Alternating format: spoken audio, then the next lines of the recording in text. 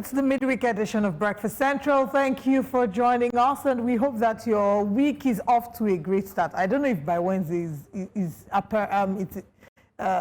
can actually say that your week is off to a great start, because it feels like you have already. Yeah, you've done 2 days, and they say in a race, the first step you take will determine how the rest of the race would happen. That's a lie. Yeah, so if you had a fantastic Monday, then you set the trajectory. Sometimes the week starts off great, and the rest of the week is. But here on Breakfast Central, we always start off great, especially when I'm around. What if you are not around? It's just me and you. It starts off great, but when I'm around, it's greatest or greater than. You know what I'm saying? I know what you're saying. Welcome to Breakfast Central. Thank you. Always, always a pleasure to start with you. For the next 3 hours, join us to explore the latest in Nigeria's political economic space. My name is Olive Emodi. And I'm Benga Bora. Welcome to Breakfast Central. You know the drill. This is the right place to start your day. And we'll start off with wake-up conversations. But before we get there, Olive, I want to say, today's Wednesday. And you know, you always have Women Crush Wednesdays. Guess who my Woman Crush Wednesday is for Favor. Today? It is you. I pretty tell. Why? Why am I your one crush? Don't you deserve it? Why are you doubting yourself?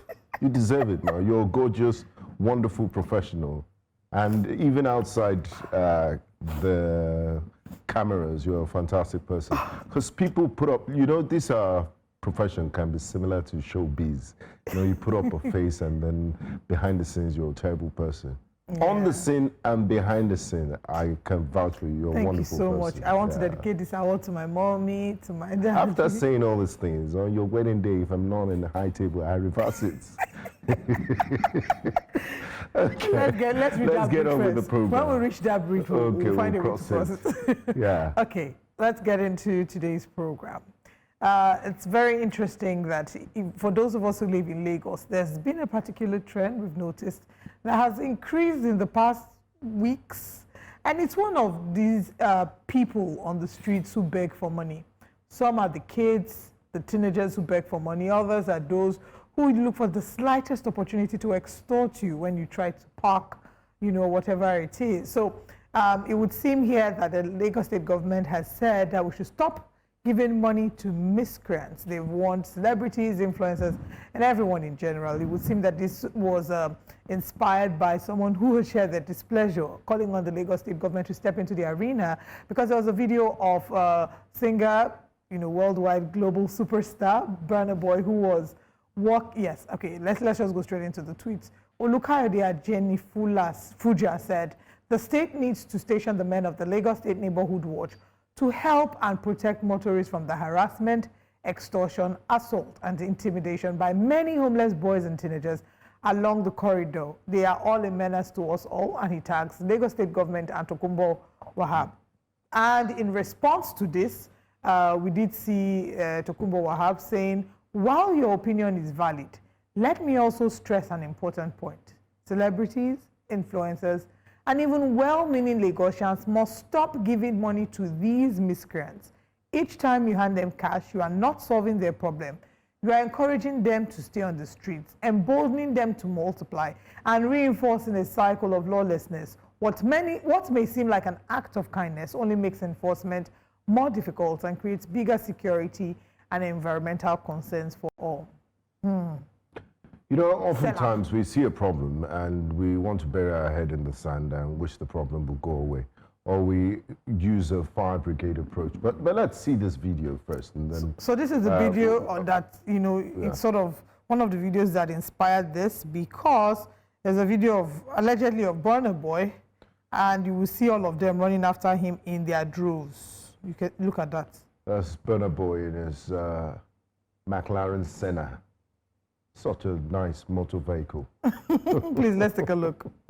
I've seen those videos. This is, it's fan love. It happens.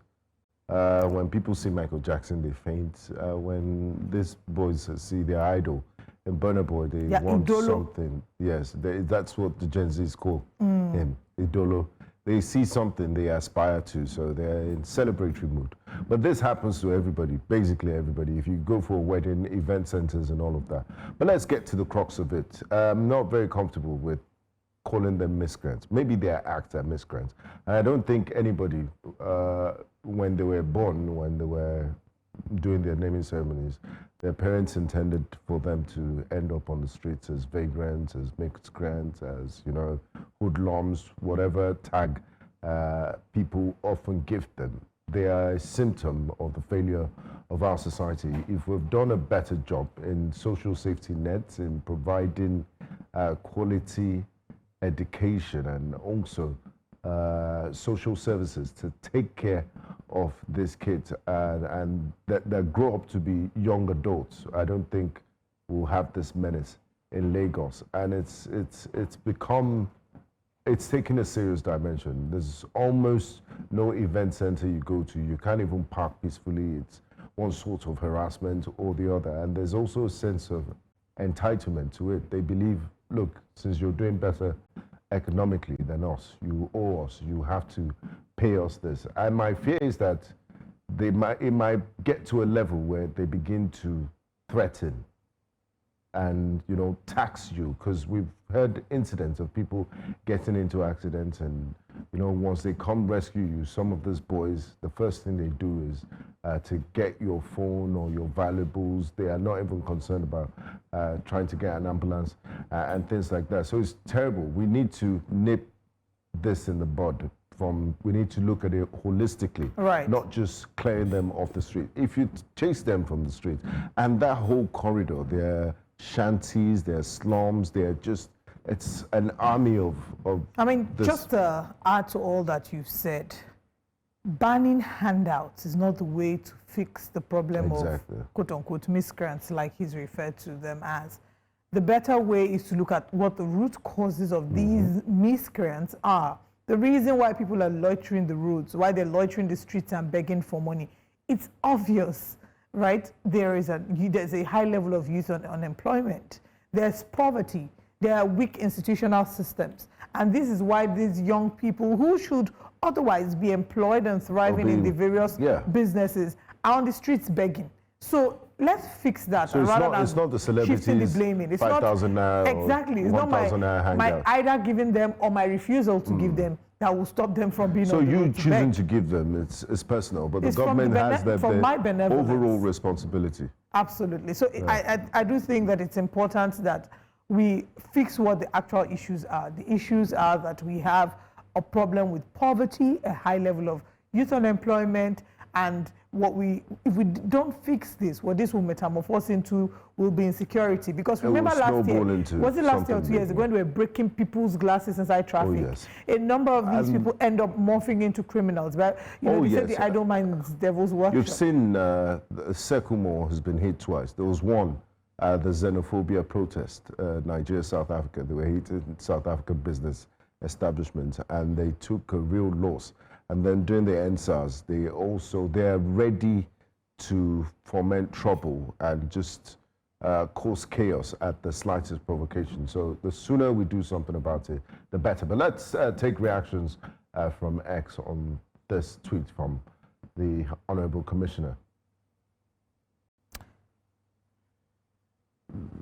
Julian Onuaku says, well, your point is valid. Let me also stress an important point. This person, first of all, decided to start with the same line. Celebrities, influencers, and even well-meaning meaning Lagosians that give money to these miscreants in Oshodi, Mile 12, Mile 2, Ikotu, Ikorodu, Ojota, Aja, Ikorodu, etc. These people were created by the state under the disguise of NURTW workers' staff working for one chairman. They are everywhere and a time bomb to explode anytime. So please, let's tell ourselves the truth. Yeah, Mr. Foshere, interesting name, says, if you don't give them, they attack you and vandalize your car. Exactly. They've started. I didn't even know that, they had started. Majority do not give them money out of kindness. We're literally scared. Let me add that even those squeegee boys and girls who are offering to clean your glass with water, you don't give them money. They wait till the traffic light turns green. As soon as it's turning green, they'll pour soapy water on your windscreen. Ude Chukuma says, again, passing the buck for the government's responsibility. The truth is no one likes to beg. The situation in the country is unbearable and people are now making a career out of begging. The government's duty is to ensure that criminals are catered to. In the USA, the government provides food stamps and in some cases helps citizens pay rent and even phone and internet bills through its social security program. When you ask citizens not to help, you leave these poor people with no other option but to resort to crime. Providing for people experiencing poverty may be an act of charity, but it is also the most critical layer of security. Very interesting. Yeah, but those people should also not have a sense of entitlement. You don't know the state of it. You are not entitled to another person's I agree. money. So I want, okay, let's take this and I'll come to respond to that. Eniton says, Lagos State should have a skill acquisition training center where jobless young people are sent to if found loitering on the roads. I mean, in fairness, Lagos State has several skill acquisition initiatives, but the question is, how many citizens can it absorb? How many people can it absorb? And also the volume of people coming to Lagos State every day with just like the American dream. They have a naira and a dream and they feel everything happens in Lagos. Somebody comes all the way from one region of the country to ride motorcycles to, his brother made it that way. And they feel, look, Lagos is a land of opportunities. And this also puts a strain on the government and resources. But they need to rise above that and, improve social safety nets and create avenues. These are, some of them are hardworking, they're healthy, they're energetic. You could put them to very productive use. And you don't really need, they could help as farm hands, they could work in factories. So we need to, we've been drumming industrialization, production and all of that. So we have the manpower. Let's just create the enabling environment and put them to productive use. Yeah. Well, to respond to what you had said earlier about, these people should also not feel entitled to other people's money, I completely agree. However, you can't stop entitlement. Entitlement is a human flaw that we have to deal with and manage. But then again, I resonate so strongly with that tweet that said we're passing the buck, that the responsibility should be with the government to provide the basics. Maslow's hierarchy of needs. The basics people can't even afford. Then you're talking about the extras. Let's just be able to give them a decent quality of life. The Constitution provides for certain rights to dignity of human person. If we can't afford the average Nigerian the basic quality of life, then we've stripped them of that right. All right, our next conversation. Federal government introduces ethics criminal record screening for teachers. Did I get you right? Well, so let me read it. It's federal government introduces mandatory ethic and criminal record screening for teachers nationwide. If you see the tweet here by NOA, the National Orientation Agency says, the federal government has launched a teacher ethics and criminal record verification framework to ensure that all teachers in public and private schools undergo thorough background checks before employment. Spearheaded by the Minister of Education, Dr. Tunji Alausa, the initiative aims to restore professionalism and accountability in the education system by entrusting the nurturing of future generations to individuals of sound moral character. The framework will be integrated into the Teachers Registration Council of Nigeria, TRCN, digital portal enabling real-time registration, licensing, and monitoring of teachers. This move is expected to prevent impersonation, forgery, and the employment of unqualified staff in schools. The TRCN registrar, Dr. Runke Shoyombo, noted that the digital portal will also enhance teacher quality through features such as AI-powered lesson planning and state-level investigation panels. Okay. When I first heard it, I think I was a bit taken aback when I saw criminal record. I was like, criminal record care for teachers.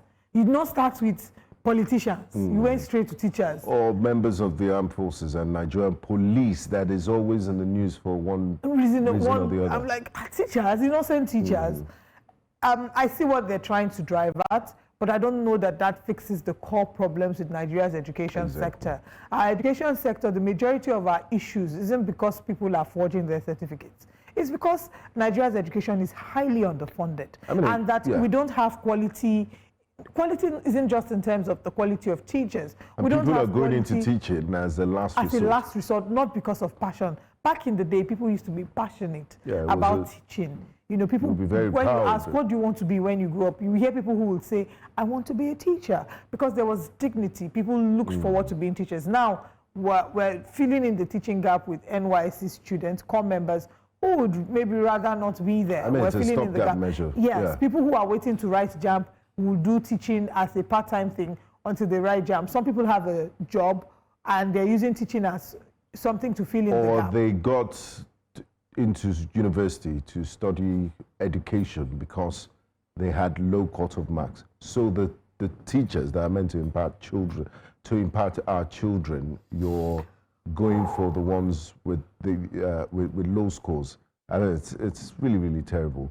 But beyond the character, I mean, it's nice to do a background check on character, because they are the ones that would impart knowledge on our children, and you know what they take in would last forever. They have such a huge impact on how our wards and children will turn out. But beyond, like you said, beyond character check, you also need to look at the curriculum, the work conditions, and other issues that they're bedeviled with. And fantastic initiative.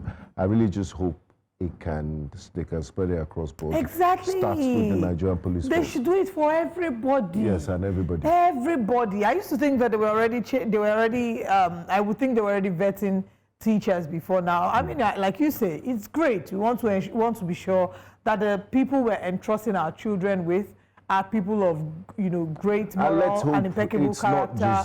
It's beautiful. Vetting on paper, because police recruits, I mean, they're saying they're doing. They tell you they're vetting. They're one traditional ruler or You just pay a certain fee, and then they say investing fee. You don't. Well, this one is real time from the explanation. It's digital real time monitoring. Yeah. But like you said, it should be across board. And after vetting, then pay them well. It's not that you vet them and then you're underpaying them. Let's see what Nigerians think about this on X. Of course, Nigerians would always react to this.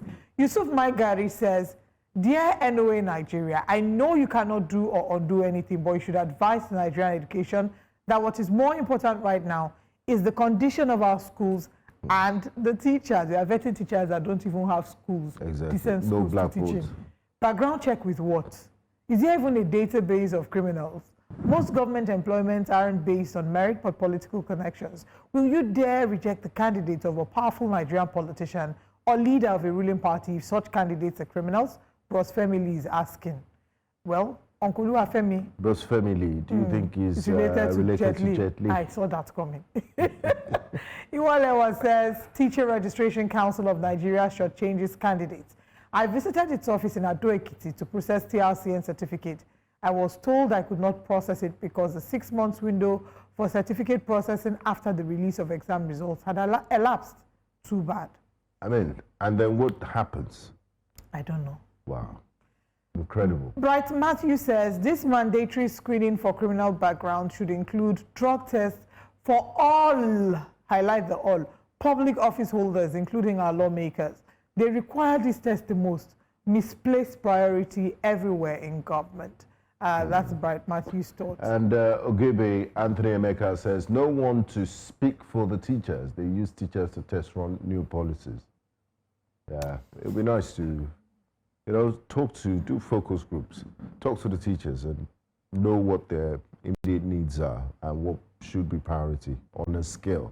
Because many people will argue that, look, there are other pressing matters, the working conditions, I know what the pressing welfare. matters, exactly. I know the pressing matters, and it's not hard. The pressing matters first will be to increase their salaries. Teachers don't earn well enough. The teachers that are getting paid fairly decent salaries are the teachers in high-end private schools. The average teacher in Lagos or in Nigeria, let me not even make it about Lagos State, the average teacher doesn't get properly paid. How much are they paying lecturers? That we're talking about teachers in secondary school. Lecturers, professors we don't are not getting the paid. Importance of teachers? Because we all went through teachers. The politician, the president, the doctor, the pilot, every professional went through the services of teachers at one point in their life. So why are we paying lip service to their welfare? And why are we not giving them the adequate attention they need? And when they make it to the news, we're trying to test run a policy on them. So the most important thing, and I would say when I talk about teachers, I'm not just going to restrict it now to teachers in the primary and secondary school. I would say teachers across board, from primary school to tertiary level and above. I would say that the priority will be welfare. We need to increase salaries and remuneration of teachers, lecturers, professors, people who are in the education space. We need to reprioritize education. Absolutely. Then we also need to look at our budget. What's the percentage of our budget that's allocated to education? We've never really met up with UNESCO's prescription for budgetary allocation to education. And those are the areas we should be focusing on. What's global best practice in terms of budgetary allocation? What's the recommendation? How can we, as a country, look forward to achieving that? And even state-wise, bringing it down to state levels. Can each state reach that target? Then when we're done with that, actually build schools. Dan Bello is building school. Remember when he was building a school in the north and told us it cost him, I think it was 4 million or 4.1 million naira to build a very decent, it was a decent class, had everything there. Then imagine the billions that are relooted. If they were invested in the education sector, how many schools will be built? You know, you're not doing us a favor. You're doing the country a lot of good in the future, because the quality, the better educated your populace is, the better the quality of life of the citizenry in the future. There are also security implications to it. So, I mean, those in authority should just do the right thing and listen to the people. Absolutely. Well, when we're talking about how much revenue should be allocated to education in terms of what our budget is saying, maybe, just maybe, as we're looking, counting down to 2026, we'll start to see an improvement in that area. Why? It would seem that we have met our revenue target. Our president says no more local borrowing. Let's take a look at this video.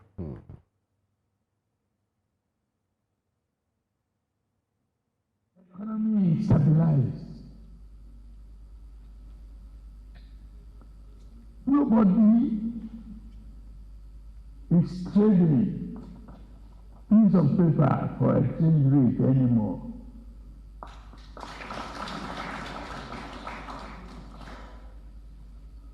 We know the direction that we should go. We are going up. No, those who may not know will not know. Today I'm standing before you, I can brag that Nigeria is not borrowing a dime from local banks. The revenue, we have met our target of revenue for the whole year. We met it in August. I will reviewed this morning.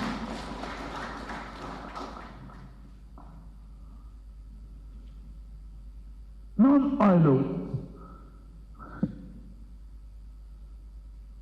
If non-oil revenue is doing well,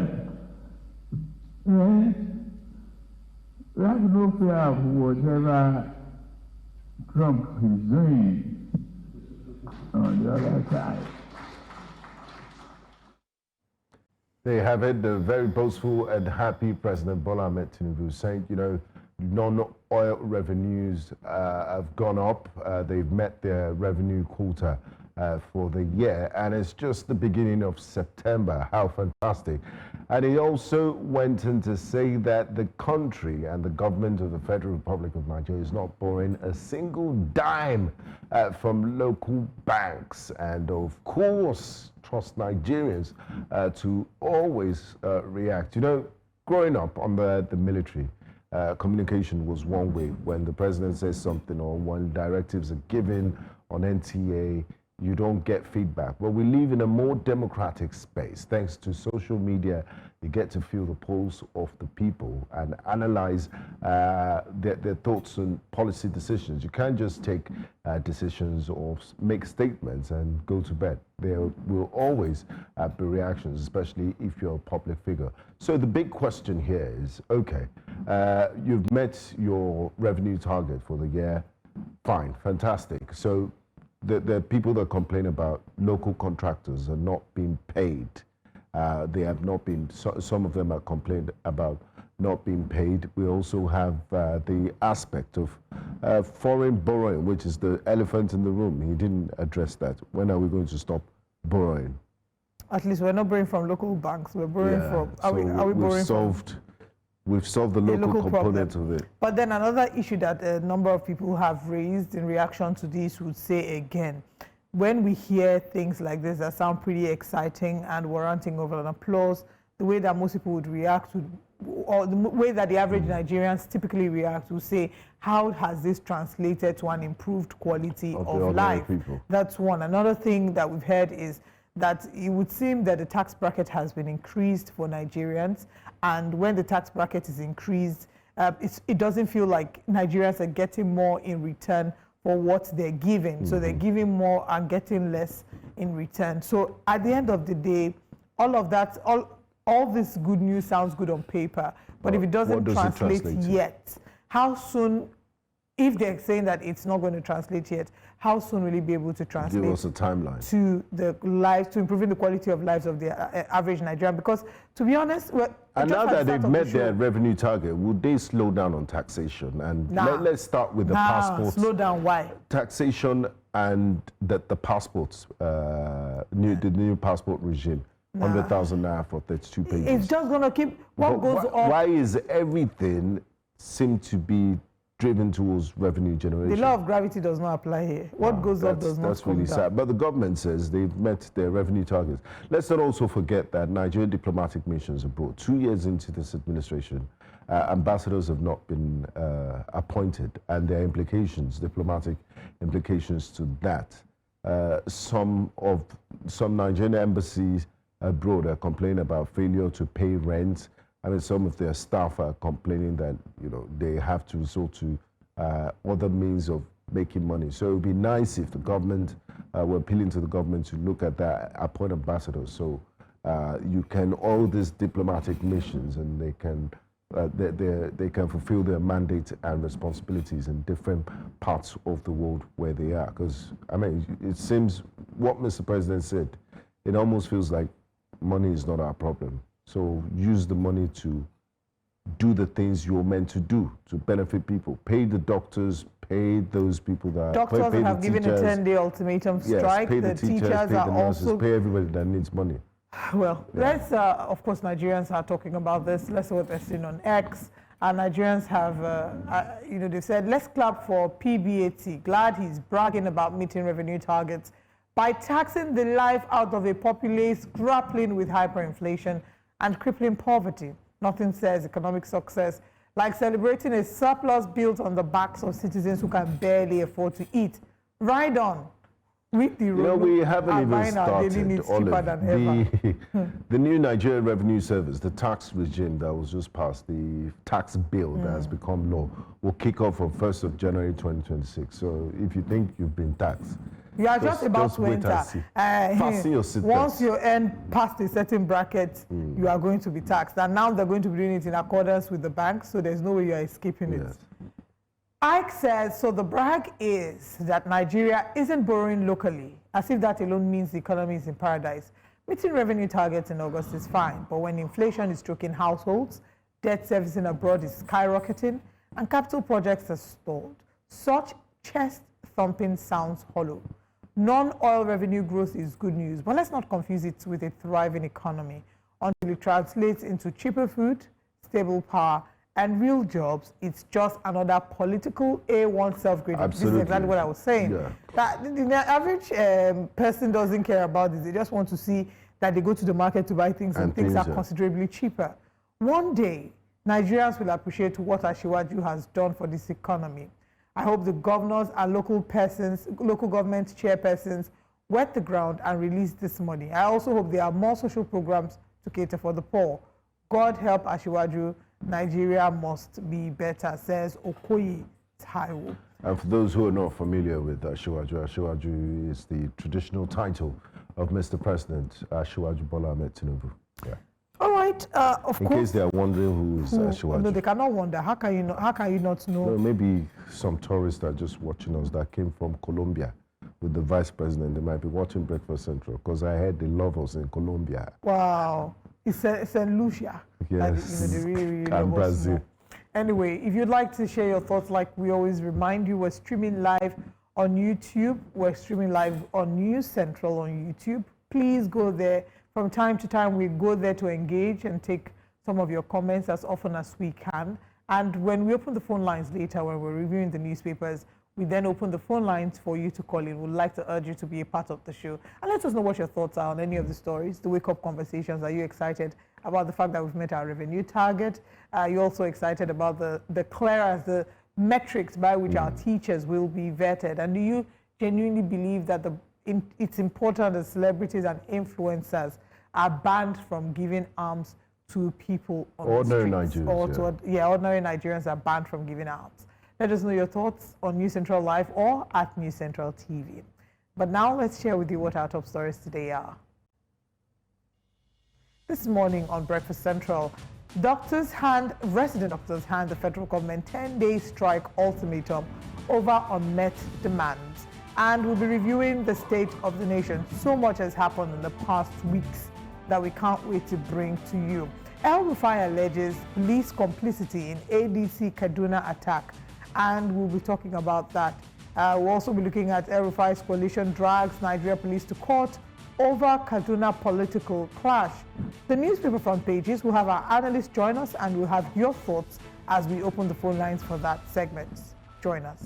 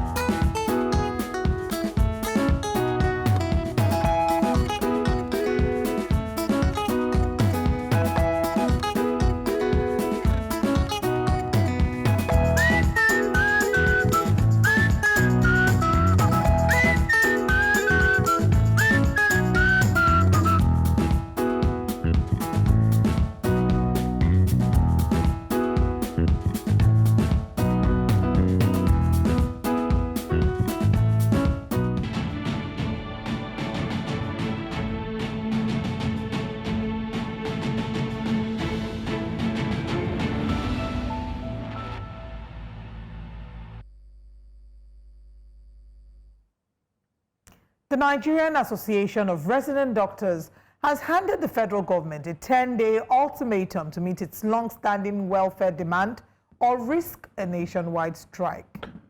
The ultimatum, issued after an extraordinary National Executive Council meeting held virtually, recently threatened to bring hospital wards and services across the country to a standstill by 10th of September 2025 if the demands of the doctors are not met. Joining us to unpack this morning is the Secretary General of the National Association of Resident Doctors, Dr. Odubaku Kazim Oluwashola. Thank you for joining us this morning on Breakfast Central, Dr. Oluwashola. Thank you so much. Thank you for having me this morning. How are you doing? Very well, Very thank well, you. thank you for asking. Now, my first question will be, what are your grievances and what are your prayers to the federal government of Nigeria? And is there any reason why the federal government has failed to honor the promises made in earlier negotiations, despite your association, NARD's previous 3-week ultimatum,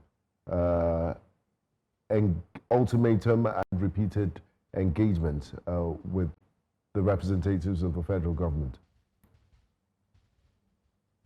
Okay, thank you once again for having me. But before I go on to respond to that, let me use this opportunity to once again, on behalf of the leadership and all the entire members of the Nigerian Association of Resident Doctors, send our heartfelt condolences to the friends and family of a very promising and vibrant young resident doctor who we lost to death on over the weekend while he was on call duty, Dr. Femi Rotifa of Rivers State University Teaching Hospital. And I also want to mention that it's quite unfortunate that apart from the fact that we are losing young, vibrant doctors to the Japa syndrome, we are a lot of doctors, young doctors, are also dying from preventable causes, especially due to the stress of work.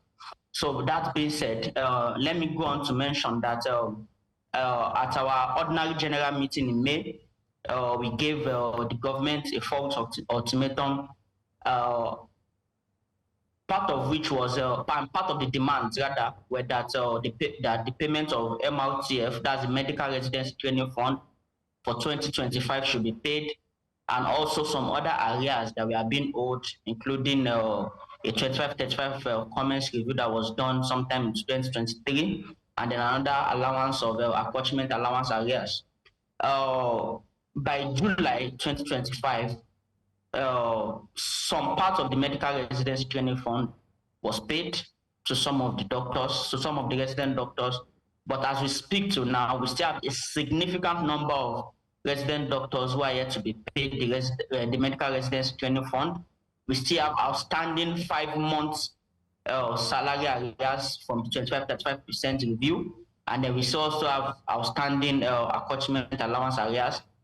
In addition to this, we also still have some other demands, including the downgrading of some of our certificates by the Medical and Dental Council of Nigeria, and then the non-issuance of membership certificates after one of the postgraduate exams that we usually do by the National Postgraduate College of Nigeria.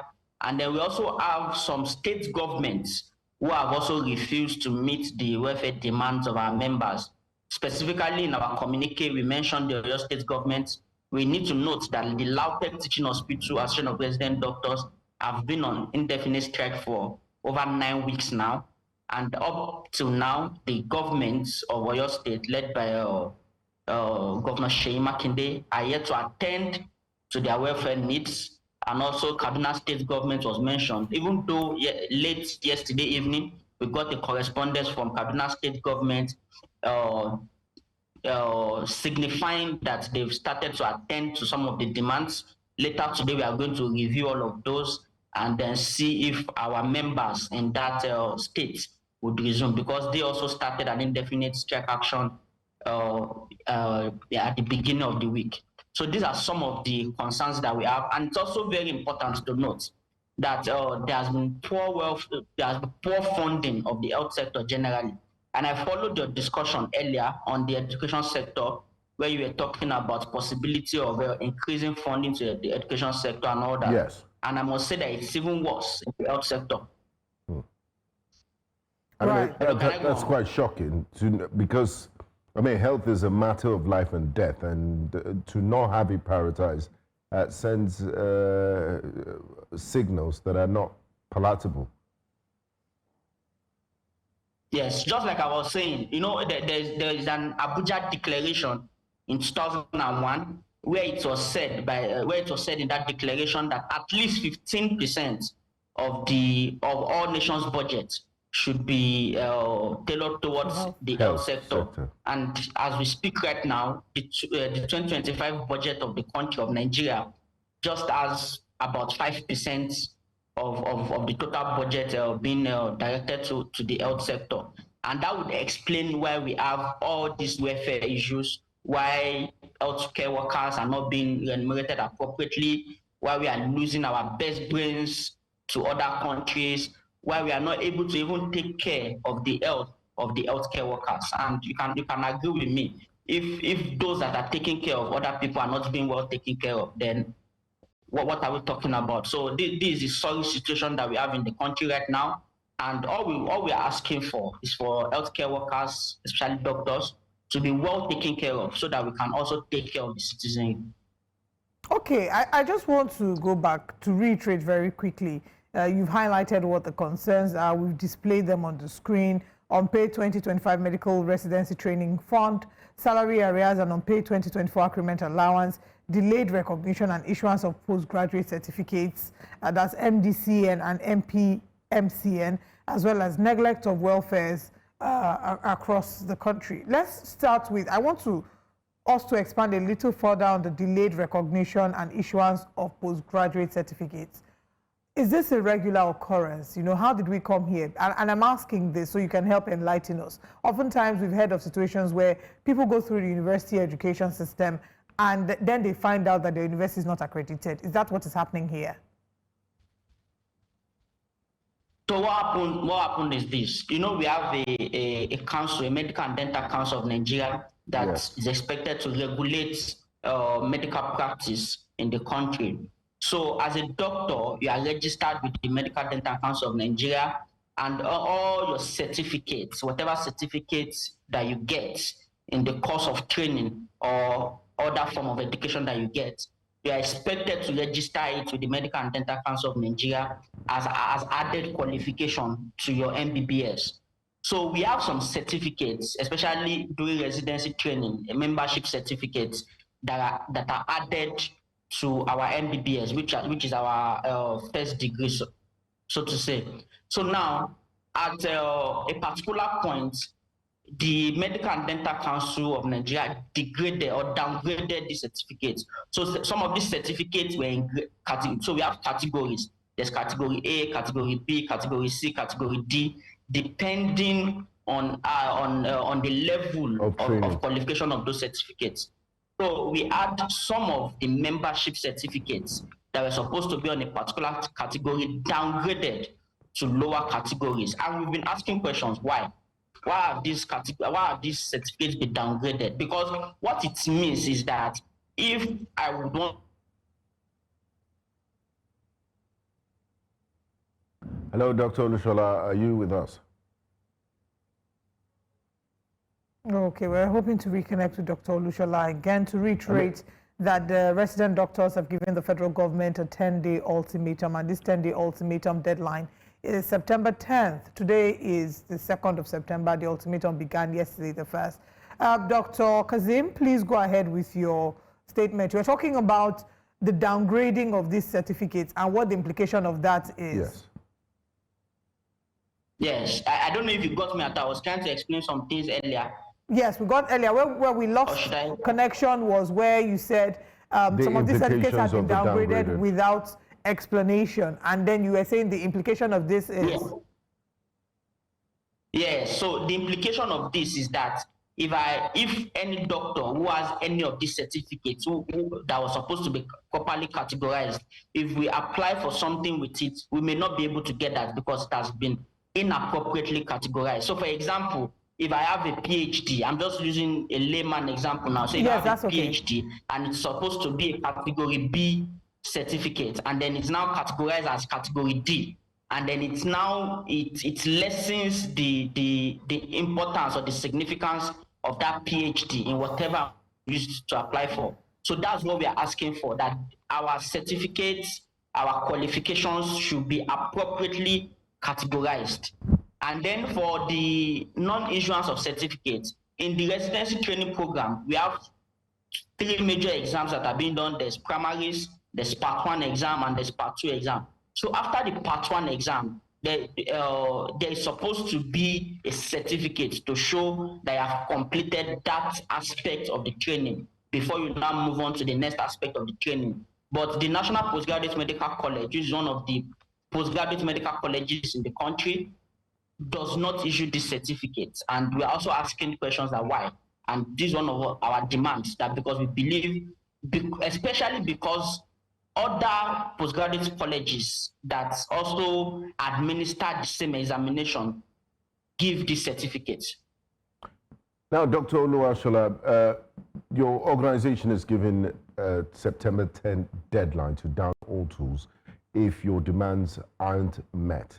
My question is, how are negotiations so far, and which stakeholders are you interfacing with in order to find a lasting solution to some of these issues you're dealing with? Because oftentimes when people hear about strike, they think it's just welfare related only. You just mentioned the issue of certificates. how have negotiations been, and are you of the opinion that from what you've discussed so far and your interfacing with representatives of the federal government, you're likely to get a favorable decision that would avert this strike, knowing the implications on the health sector of the country? Yes, definitely. We've been engaging all the relevant stakeholders, and just like you also mentioned earlier, this is not new. We've been engaging them since the beginning of the year. We've given several opportunities for the government to address these issues. At the point where it seemed like they were going to address some of it, or where they addressed some of it, we gave more time, and then we didn't go on any strike at those points. But at this point, it's actually very important to note that yes, negotiations are still ongoing, and we can only hope and believe that the government will yield to our demands this time. Yes, we've been engaging different ministries, different agencies that are relevant to the payment of these arrears and allowances, and also other policy issues that we are asking for. So what's the government telling? What's the government telling you? What message are you getting from the government's side? Are they saying there's no money? They are working on it. They are trying to source for funds, all of those. But we believe strongly that if the health sector of the country is prioritized, then we should not be at this point. We believe strongly that if doctors and other healthcare workers are called essential workers, we should not be at this point. We believe strongly that if the government really takes the health and welfare concerns of every Nigerian seriously, we should not be at this point. We should not even be at the point that we have to give ultimatum before we get our demands. That's our belief. And we believe strongly that the government has the ability to pay all these funds. And we are looking forward to these funds being paid before the end of the ultimatum. Definitely, we are not strike mongers. We love our patients. We love everyone. We want people to come to the hospitals, and we want to attend to them because this is what we have sworn to do.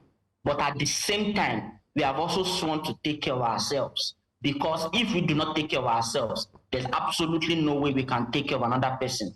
So this is what we are just asking for. So the question on whether the government will do it before the end of the ultimatum, they will be the only one to answer that. But we know we are trying our best to negotiate and interface with the relevant stakeholders. And we know we have done our best, and we are still going to do our best before the end of the 10 days period. We only hope that the government will do everything they can in their own capacity to do the needful. So, Dr. Odubaku Kazimoluwashola, I completely agree with you in the area that doctors need to be prioritized, their welfare, and these demands are very valid. But there's also the concern of the catastrophic consequences in emergency wards. People, I mean, there will be emergency situations. There's a potential of people losing their lives if they don't have access to doctors. So how do we find that balance? What contingency measures is now putting in place to ensure that emergencies are at least being attended to, and that we don't have, loss of lives as a result of this strike? Yes, same. Let me start by saying again that this can be prevented in totality. It can be prevented. We don't even have to talk about, okay, when we now go on strike, how do we manage the emergency? This whole strike thing or industrial money can be prevented. And that is exactly what we want. We do not even want to go on strike at all.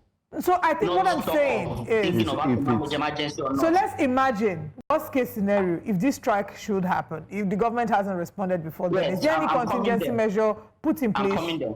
Okay. Yes, just like we are very responsible citizens. Even when we go on strike, we always look for a way to manage the situation so that the catastrophic consequences it's not so bad on the average Nigerian. So we would sort all of this out when it gets to that point. But what we are asking for is that we would rather want this strike to be prevented. We do not want to get to that stage. So we still have about 8 days to that, and we believe that 8 days, or these 8 days that we have, is enough to address the minimum demands that we have put forward. All right, Dr. Odubanku Kazeem Oluwashola, Secretary General of the National Association of Resident Doctors, thank you very much for joining us this morning. Again, we want to share our condolences to you and the entire medical team. We hear of Dr. Femi, I think that's his name. I just want to double check. You talked about the Yes, Dr. Femi Rotifa. Yes, Dr. Yes. Femi Rotifa, who unfortunately lost his life. We hear that he was unwell and it was in poor working conditions, that he had asked for permission. Is that correct? That he had asked for permission to go look after himself but wasn't granted the permission. Is that the true position? It was on, what we know is that it was on call, and other details we are still waiting for official statements from the management of the hospital. But we know it was on call, you understand? So I would not want to come here and say other details that may not necessarily be the facts. But we know it was on call and he was not feeling well. And we have also had several cases of other doctors who had passed away solely because of stress of work or poor working condition, or the fact that their employers or the government was not able to attend to their health needs. And this is quite unfortunate. This again reflects the poor situation in our healthcare sector and why this conversation is important now more than ever. Please, we look forward to getting an update in that regard. Extend our condolences to the family and the entire medical association. Thank you for joining us this morning. Thank you very much. Thank you so much for having me. Thank you, and have a great day. You as well. Now, some members of the African Democratic Congress in Kaduna State have filed a suit challenging the decision of the Nigerian police to suspend political gatherings in the state. The suit is seeking an interlocutory injunction to restrain the Inspector General of Police, Kayode Egbetokun, and the Kaduna State Police Commissioner from interfering in the affairs of political parties, especially relating to political gatherings. News Central's Emmanuel Bagudu reports. The police was complicit. From a coalition meeting marred by violence to the court seeking protection by the law. Yusuf Bello and his co-counsel Farouk Dikko are the applicants in the suit of the ADC and indeed other political parties seeking intervention by a federal high court in Kaduna to declare a unilateral ban on political gatherings by the police null and void. Why we filed this case here in the Federal High Court is that there is a lot of breach of fundamental human rights, and the suspension that the Nigerian police force released on their press release is unauthorized and unconstitutional, because Nigerian police force do not have the grounds or any legal backing to suspend any political gathering from the opposition.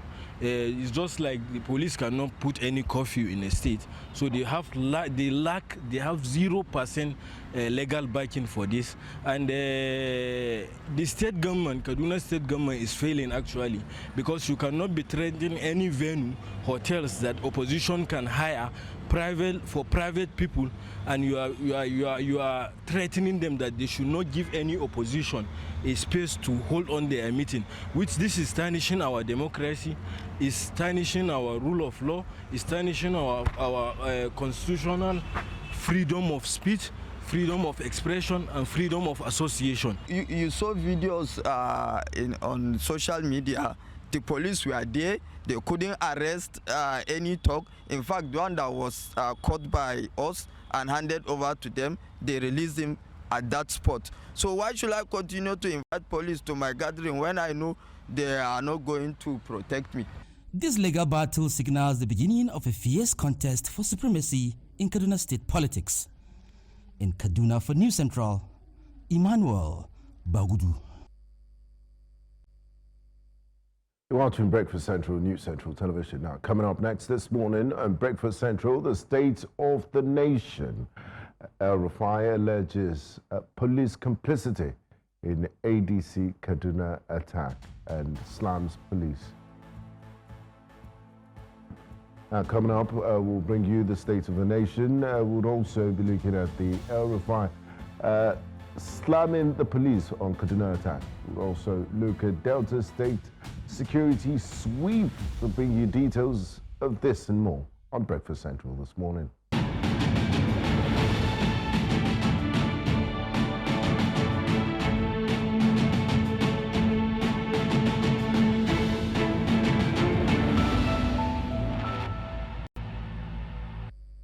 The Delta State Police Command has arrested a 52-year-old woman, a self-proclaimed pharmacist suspected to be a drug dealer.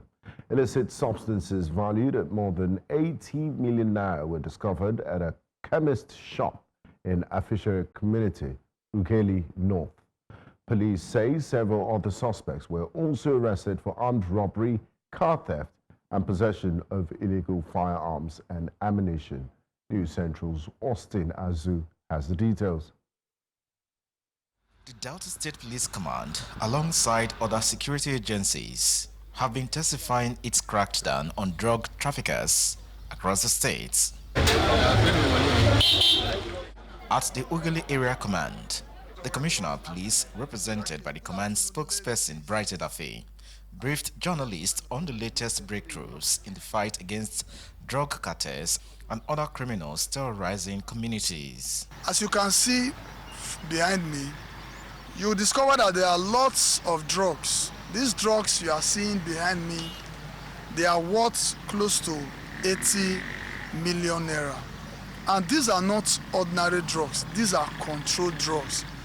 These are drugs that will cry and say that our youths are using to destroy themselves.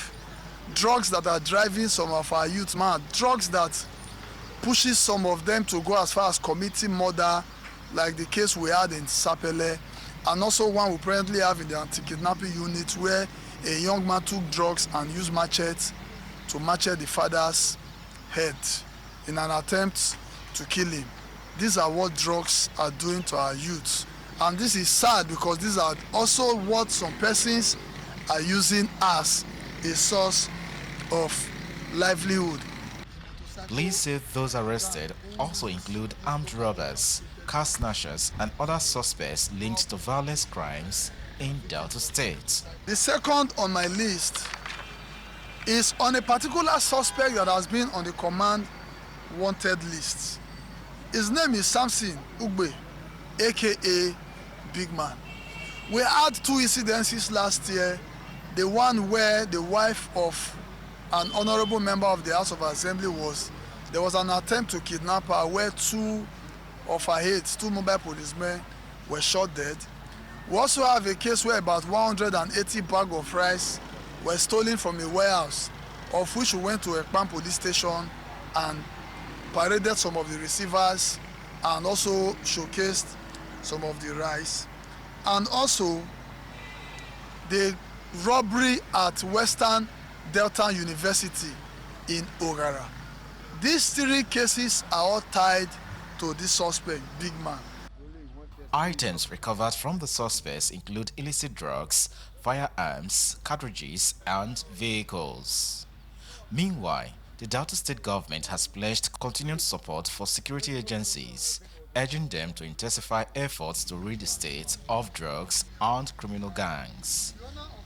In Delta, for News Central, Austin Azu. Nigeria's ruling party, the All Progressive Congress, has applauded President Bola Tinubu's administration for setting new standards for inclusive governance, uniting the nation. Lagos spokesperson of the APC, Mr. Shea Oladejo, who made this remark in a statement, said the president deserved greater support. And according to him, President Bola Tinubu is building a Nigeria where every citizen, regardless of tribe, tongue, or faith, feels seen, heard, and valued. He said the party was dismayed by the recent efforts of what he called disillusioned opposition to change the narrative of an unprecedented inclusivity in governance across various sectors.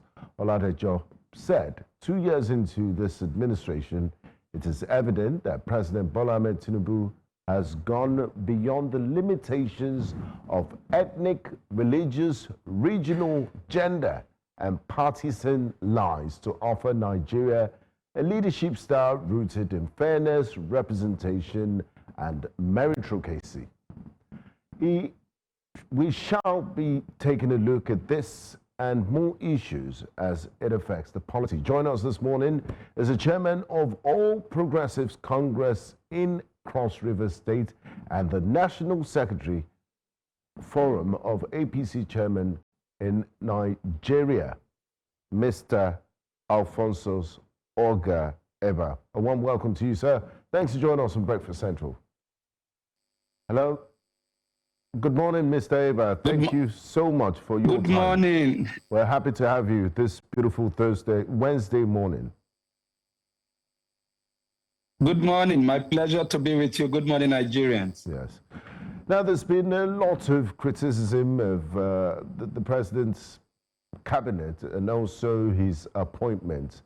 They say it's lopsided, and a lot of his appointees are from his geographical region of the country, the southwest region. There are also raised eyebrows about the distribution of projects. They said the southwest, especially Lagos, is getting a huge... Hello.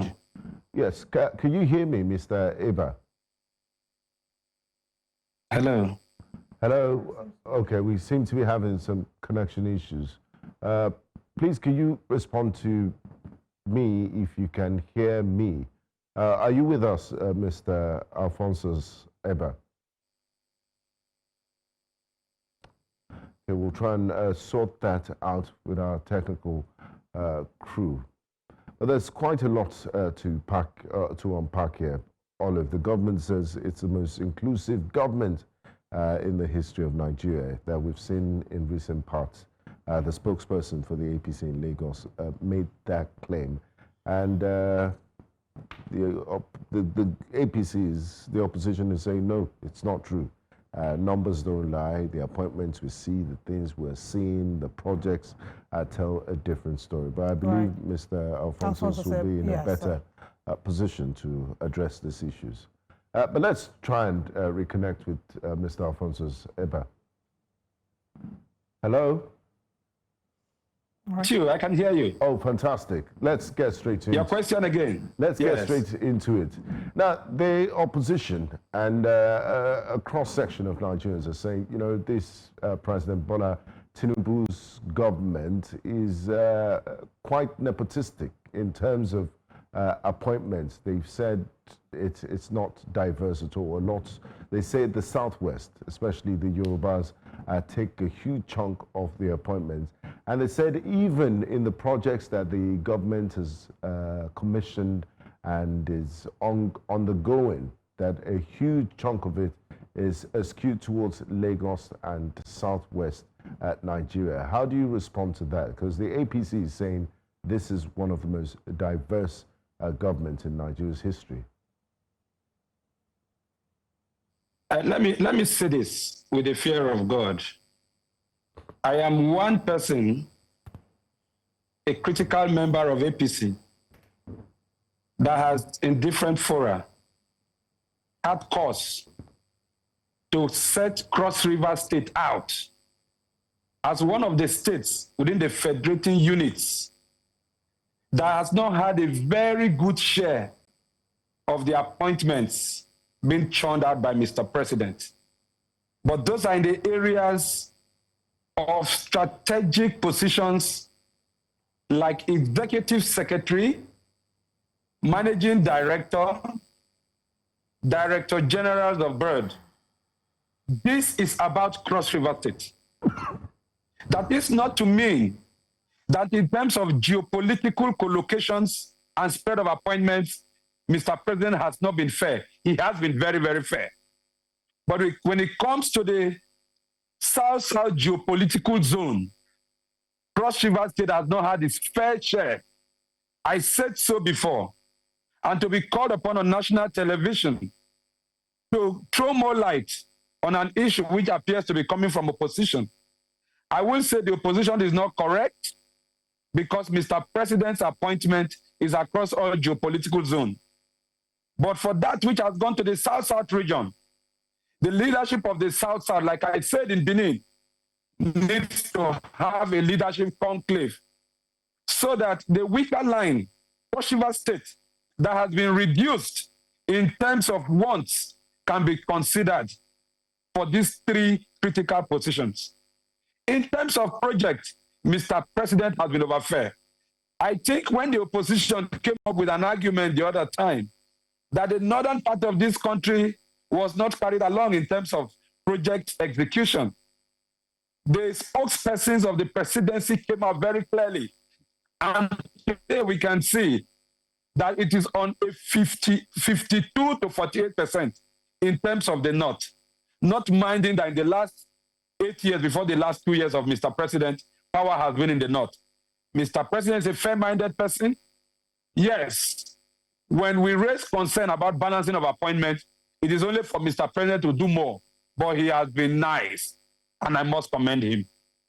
Say that when you raise concern about the balancing of appointments, that you want, it's just because you want the president to do more, but that he has been nice. I'd like you to explain further what you mean. Yes. What I mean that he's been nice, he's been fair. He has been just to all the geopolitical zones. So to come up and say everything is Southwest, it is not correct. Because today, and I take you back memory lane, in the last administration, and this is not to deride the person of the former late president, he was called upon while he was giving some paltry percentage of appointment to some geopolitical zone. And he said, you do not expect me to give 97%, give percentage of appointment to an area that gave me 3% votes, as against an area that gave me 97%. But today, take the Southeast, for instance. The total votes that came out from the Southeast region of Nigeria was nothing to write home about. Yet, Mr. President has been very fair.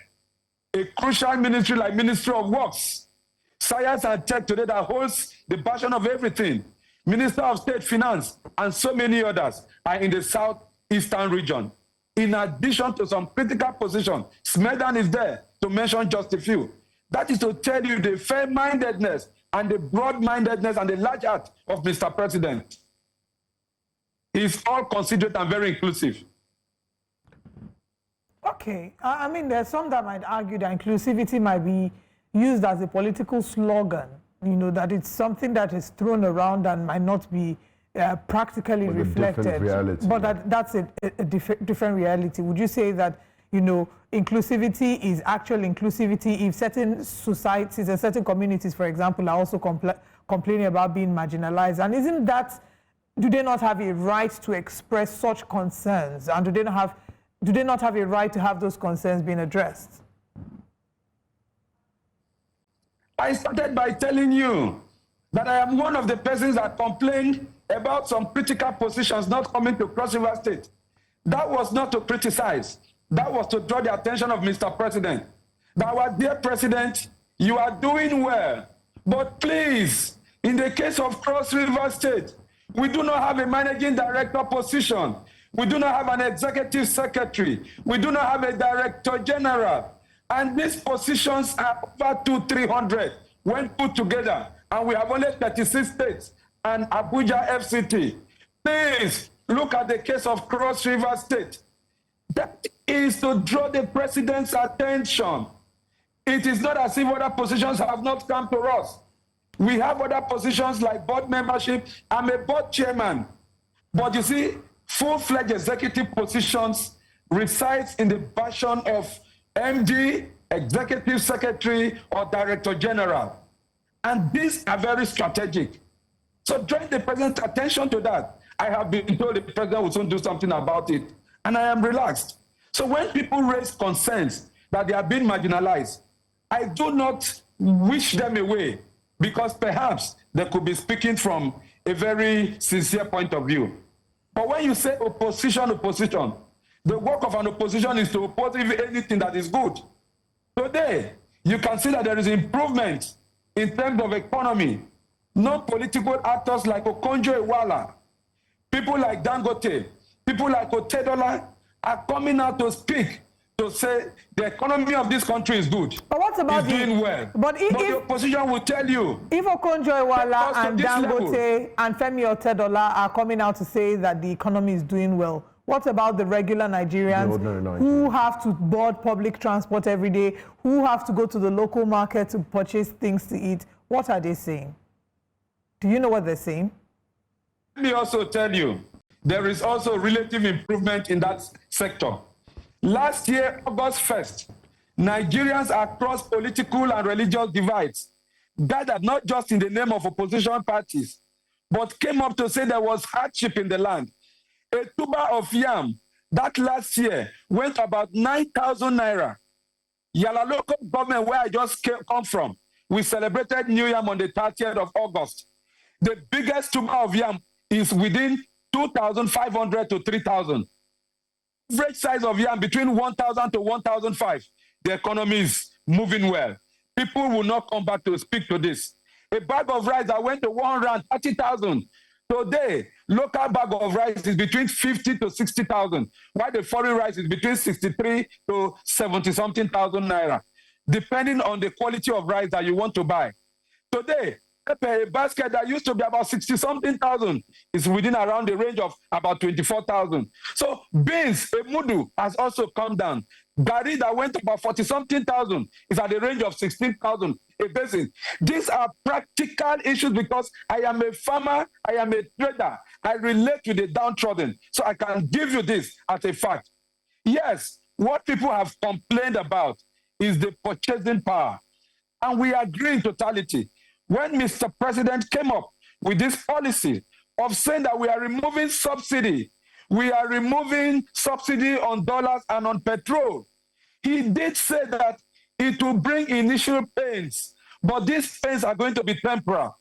With every passing day, these pains are being attenuated with the reflation of the economy. And all we can say to Nigerians, we are sorry for the pains it brought initially, but please bear with us. The economy will get better. By this time next year, I will sit before you to tell you the new indices that would have changed for the best for Nigerians.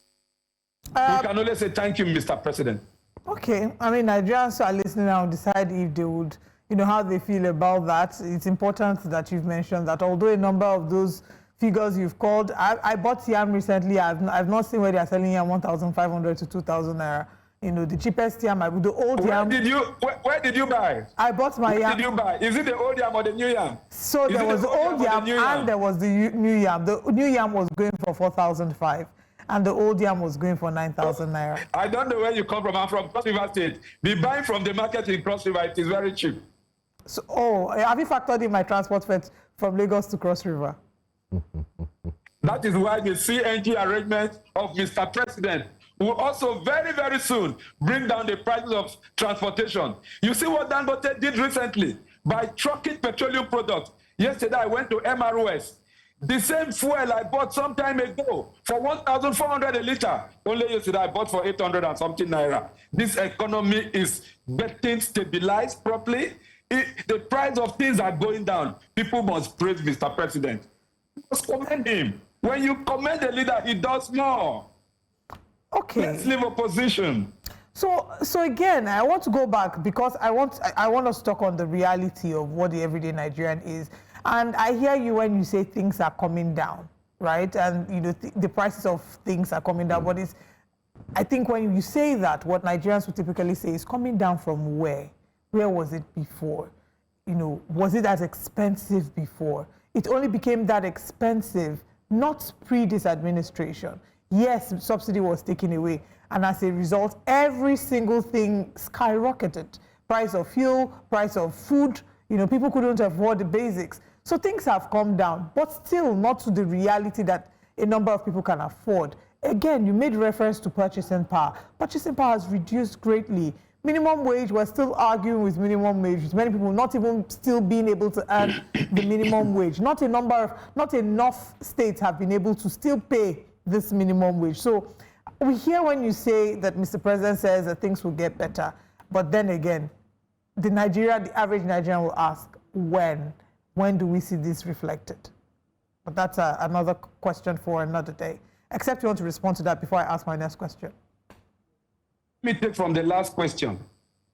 I will offer free legal services to indigents of any state that their governor is not paying minimum wage.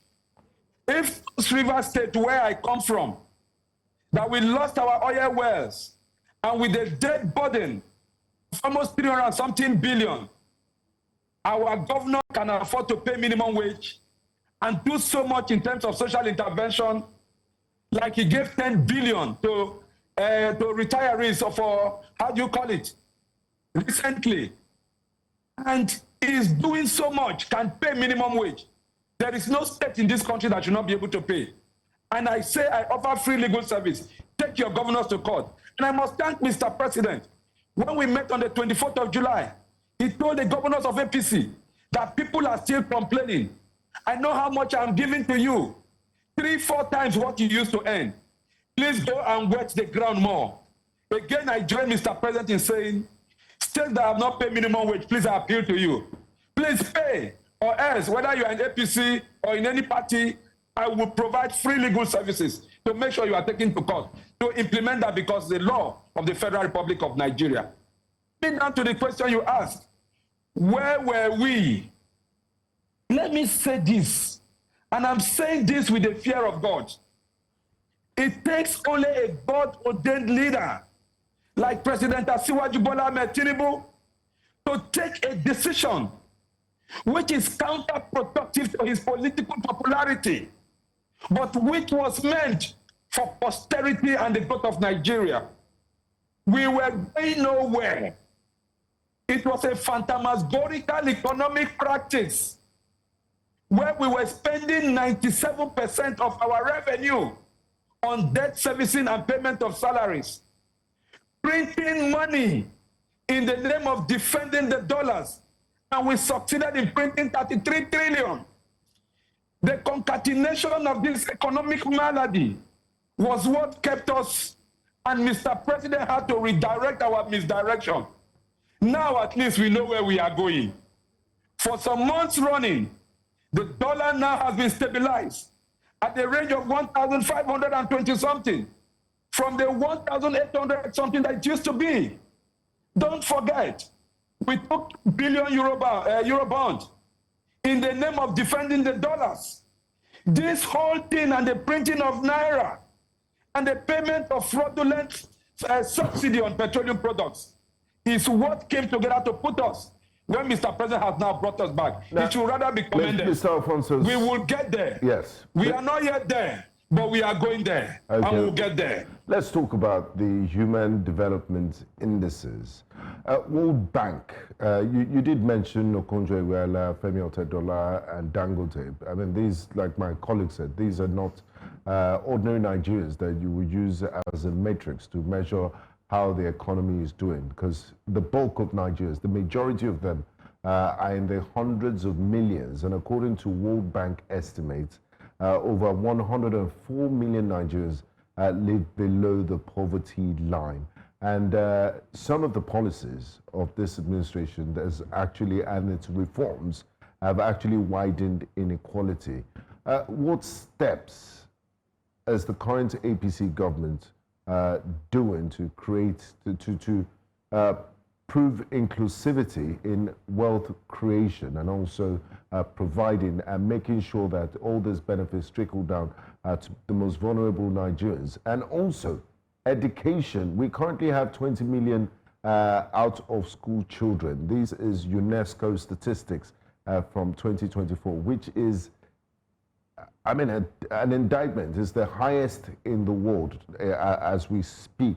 So how can the APC defend its inclusivity claims when millions of children are out of school? I mean, this is just basic education.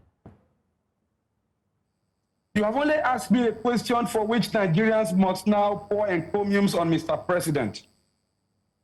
Hitherto government, we ate our today yesterday.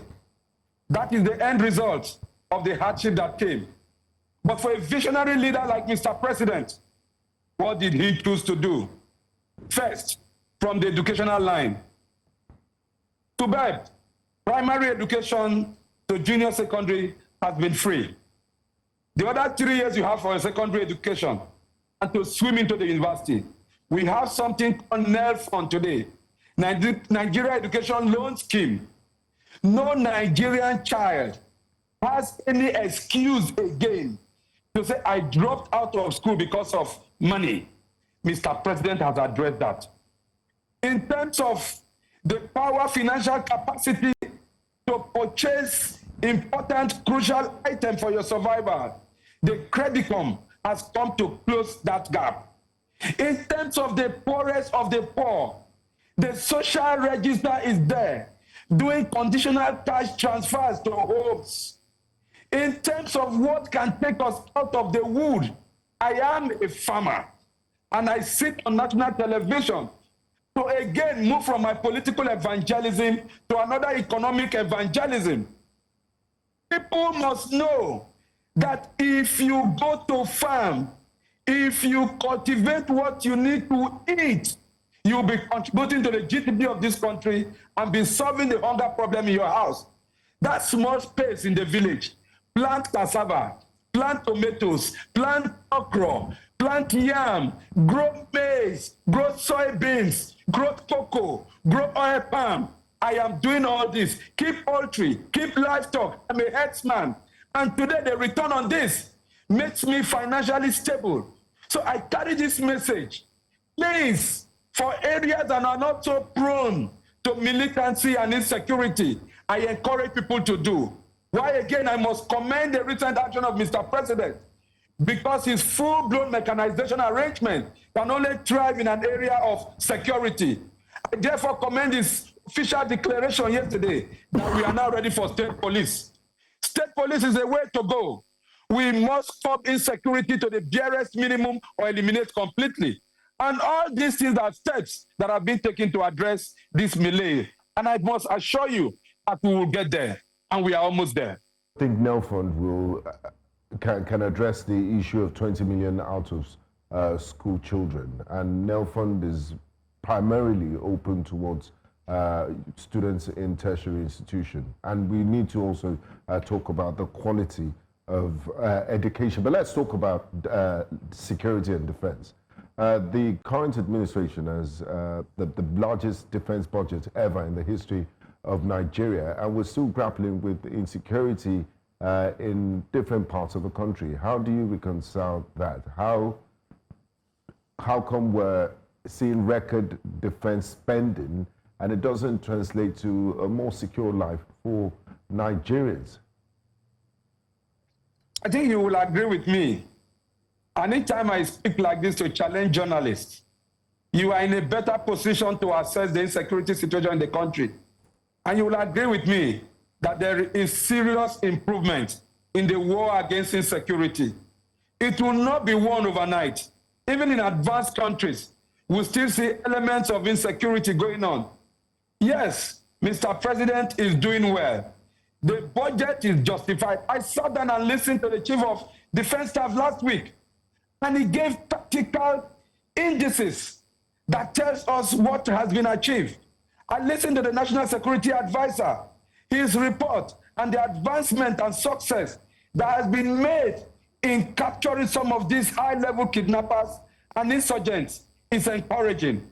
I know that there are still more to be done. And that is why I commend what Mr. President declared yesterday, that the way to go is more improvement in terms of the will of the security agencies, but more so, it is time to consider state police, which I must commend all governors of this country. Majority of them have voted in support of that. I only pray and I urge that we must put the lives of Nigeria above politics so that it is not politicized. That is going to be my only advice to our governors. Just to respond to what you've said, 6,800 people killed in insecurity-related incidents in H1 2025, a 19% increase compared to H1 2024, where we had 5,715 deaths. This is according to SBM Intelligence Security Report. Again, 4,672 security incidents in H1 2025. Well, that looked like a 1.08% drop from H2 2024, but 9.21% higher than H1 2024. I can go on with numbers if you want me to explore kidnappings and ransoms, regional hotspots, but unfortunately we're out of time for this conversation, and I do hope that we can have a part 2 to this conversation. Thank you very much for joining us. Thanks for your time. Thank you very much. Thank you. Thank you. The Gombe State Executive Committee of the African Democratic Congress has dragged the party's national leadership before the Federal High Court over alleged plans to remove them from office. At Tuesday's hearing, their lawyer and senior advocate of Nigeria, Yakubu Philemon, withdrew a preliminary objection with the judge had struck out after no opposition from the defendants. Philemon argued that his clients were duly elected and cannot be removed except in line with the party's constitution and Nigeria's electoral laws. The defense counsel, Peter Oyewole, countered, saying the plaintiffs abandoned their initial claims and relied on unsigned documents, which he described as invalid. The Independent National Electoral Commission, INEC, joined in the case, said the matter was an internal party affair, but the plaintiffs maintained that INEC has regulatory powers and must remain a necessary party. We all decided to resign so that he can peddle this canoe and get us to the villa. The endorsement that we got and which we're today going to give to distinguished Senator David Mack as interim national chairman of ADC, also with the same mandate, the approval of Governor Ralph Aregbesola as national secretary. Let history record that when our democracy faltered, we rose not in fear, but in faith. Let it be known today across Nigeria and beyond, the opposition is united. The platform is APC. The time is now. The mission is clear. Rescue Nigeria, rebuild Nigeria, return power to the people. And now let's share with you what's still to come on Breakfast Central. Remember, we're streaming live on YouTube at News Central TV, and you can tweet at News Central TV. But let's share with you what's still to come. Still to come on Breakfast Central, we're bringing you breakfast headlines, which is, of course, the news on the hour at 9 a.m. And away from breakfast headlines, we have the newspaper front pages. And much later today, we'll be sharing with you the shows to do later today.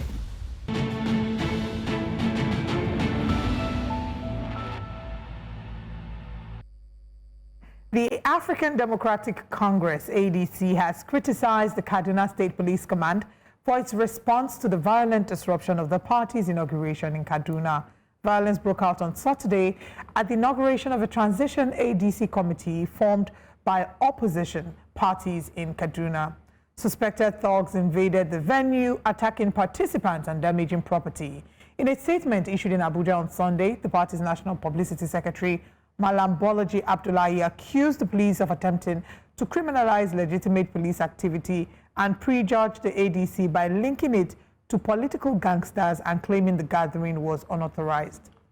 The ADC rejected the blanket suspension of unauthorized gatherings announced by the Kaduna police, describing it as an overreach. Abdullahi demanded a review of the police statement, a transparent investigation, and an explanation for the absence of officers during the attack. He reaffirmed the party's commitment to peaceful, issue-based politics. Now, join us this morning to discuss this as a witness and victim of Saturday's attack. He's also a member of the African Democratic Congress in Kaduna, Ibrahim Sunusi. A warm welcome to you and thanks for joining us on Breakfast Central. Thank you, it's my pleasure. Now, Ibrahim, could you kindly walk us through the events of Saturday? Tell us what happened from the event and when the violence broke out and why. Thank you very much. On Saturday, our national leader, Malam El-Rufai, was in Kaduna to inaugurate some ADC working committee here in the state. So initially, the venue was locked down by the Nigerian police force, saying that we should not hold the event. So later on, when Malam Nasru arrived at the event, they later opened the venue and we started our activities peacefully. So later on, talks start to jump through the fence and through the gate while police were watching them. So the situation now escalated very quickly. They start throwing chairs, beating people. In fact, about 5 people have been injured and several vehicles were destroyed. PT details of Malam Nasir El-Rufai tried to calm the situation, and Assistant Commissioner of Police came there and he didn't even order them to stop. In fact, he was querying Malam Nasir El-Rufai's detail that why we are they trying to shoot people, that they should use tear gas. And at that time, they don't have anything. So we are surprised that what are all these police doing there? Seeing these talks, beating people and ravaging everywhere.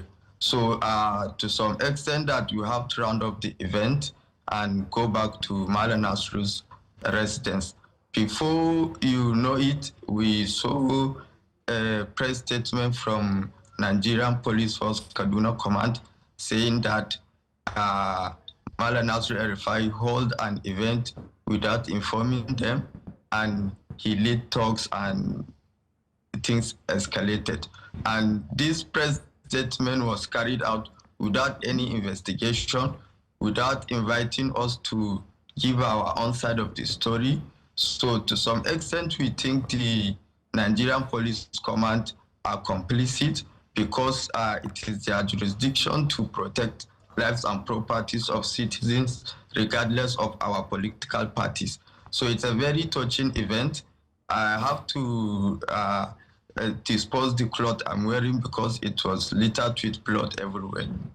Wow. Thank you so much for sharing this with us, and we're sorry that you had to witness this very uncomfortable and dangerous situation. You mentioned earlier that at some point in the meeting there were thugs who started to jump the fence and then disrupt the meeting. Is that correct? Yes. Did they come with any weapons? Yeah, they come with machete and all sorts of knives and this what we used to call gario in Hausa. They were very armed dangerously. And when they came in, did they go and start attacking people directly? Yes, initially they sat down and camouflaged like they are party members. Then they now start throwing chairs at the high table and start beating people. In fact, most of the victims were women. Wow. Okay, we'll come back. There are a few more details we want to clarify as regarding what happened on that table. We're going to break, and when we'll come back, we'll continue the conversation.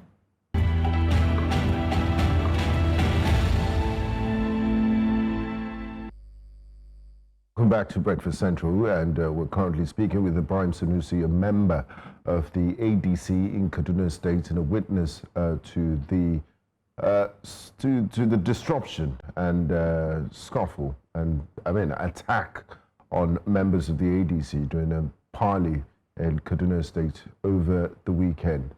Now, Ibrahim, just before we went to the break, my colleague was trying to, I guess I'll just... I was trying to get the details of how exactly everything unfolded. I remember you saying that the thugs came in, tried to blend in at first and sat down like they were part of the party, and after a while they started throwing chairs at some people. You said they came with knives, machetes, and you said then they started attacking some women. You also did mention at some point that Malam Nasir El-Rufai had to intervene and that he got into a conversation with the police. Talk to us again. I want you to expand further because you had mentioned something about asking why are they shooting instead of using tear gas. Who was shooting? So, you have to look at the series of events that happen. It's not a coincidence because at first, early in the morning, police locked the venue, saying that we should not hold the event. And then after Malam Nasir El-Rufai arrived and asked them some questions, they have to open the venue. So when the chaos started, the details of Malam Nasir El-Rufai tried to calm the situation and shoot in the air because they are trying to protect people. Then an assistant commissioner of police came there without his name tag and was now querying the details that why was he shooting, why didn't he use tear gas, which they were not provided with.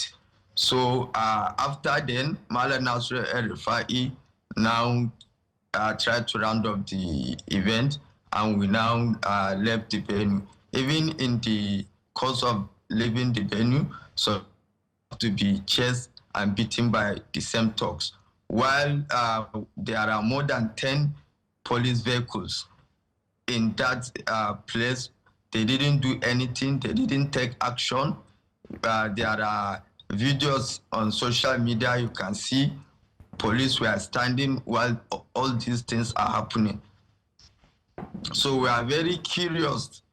The police there to protect the lives and properties of people, or were they there just to intimidate our members?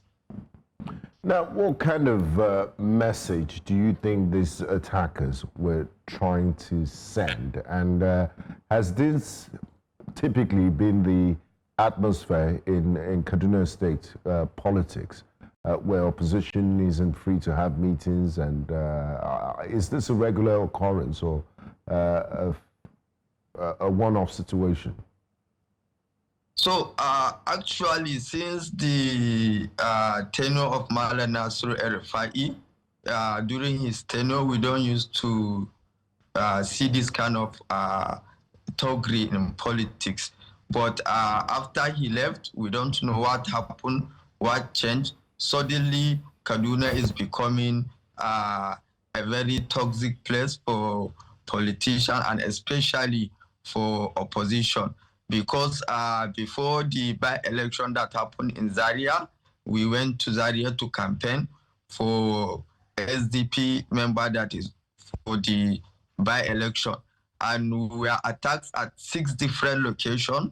We were attacked before entering Zaria. We were attacked at Samaru, several places.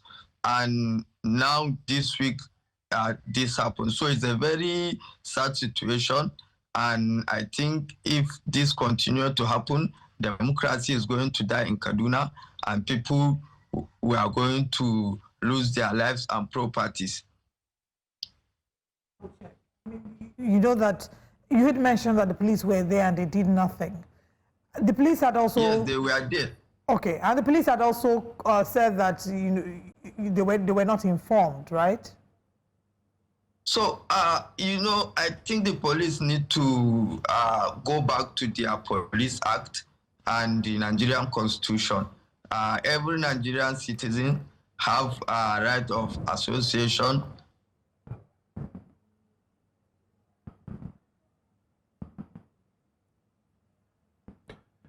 Yes, Ibrahim Sanusi, if you're with us, I believe I can hear you. Okay, you don't have to inform police before you have any activities. But normally we do that out of courtesy, not because it is their jurisdiction or anything. All right. So what will be the next steps going on forward from here for the ADC? So actually, we are liaising with our leaders, both at state and national. And yesterday, one of our members have filed a petition against the Nigerian police, the IGP, and the Kaduna State Police Commissioner. But we are going to wait till on 6th when the court will resume from their vacation, and we'll see what will happen next. All right. Thank you very much for sharing this with us and, basically letting us know what happened. We hope that we can get a broader picture, not just from the ADC, but also from the police and we can ensure that this kind of incident doesn't occur again. But as a quick follow-up as well, you mentioned some people were injured. Do we have updates on the injured? How many people were injured? Are they still in the hospital? You know, who's taking care of their medical bills? So actually, I only have information about few people who have been recovering. They are currently taking medication at home. Okay. Thank you very much, Brian Sanusi, once again for your time. All right, thank you. That's not the kind of... Yes, and I mean, it's called democracy. You should, the fact that the state is governed by a different party doesn't mean the opposition doesn't have a right to gather. We all enjoy the freedom of association and movement under the Nigerian Constitution. And also, I wanted to ask him if they sought protection of the Nigerian police way ahead of time before this gathering took place. So that's what he's saying. It's a high-profile. So that's what he's saying, that yes, regardless of whether or not that is their primary responsibility to protect lives and citizens. Regardless of whether if you were ask for. there in the midst of chaos, it's expected of you to jump into action. And stop. How do you see this chaos unfolding and you do nothing about it? So I guess the police also has questions. It has they have a lot of questions to answer. We hope that this is something that we can have resolved soon. Very true. Right. Okay, we'll go on a quick break, and when we return, it will be time for breakfast headlines. So stay with us.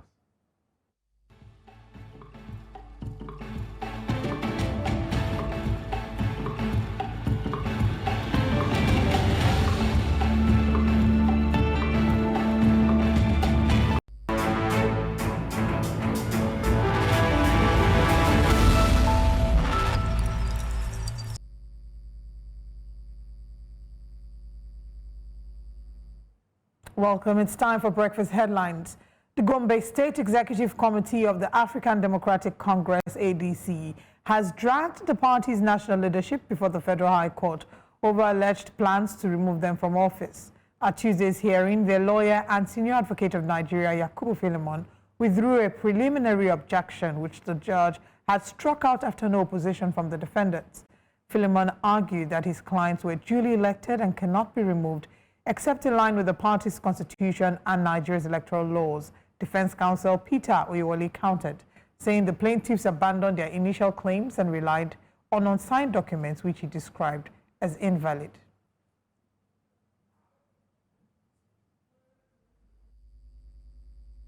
The issue before the court is that the plaintiffs, who are the lawful executive of the ADC in the state, cannot be removed by the party or by anybody without following the constitution of the party. That is all. There is an attempt to remove them illegally, and they have come to court that, they cannot be removed without following the constitution of the party. That is all. And now to security matters. President Bola Tinubu has ordered immediate security reinforcement for Katsina State following a high-level meeting with Governor Malam Diko Umar Rada and a powerful delegation seeking urgent federal intervention over increasing insecurity in the state. The president directed all security agencies to review their strategies and deploy additional air drones while authorizing troop redeployment between Katsina and other boundary areas to tackle banditry head-on. President Tinubu assured the delegation that ground troops would intensify operations to eliminate criminal elements, and he also revealed plans for establishing state police as part of a holistic approach to security challenges. The Federal Capital Territory Administration, FCTA, has slammed a 5 million naira fine on land allottees who illegally converted residential plots to commercial use on Ghana, Gimbiya, Aminu Kano, Ademola Adetokunbo, and other selected streets in the city center.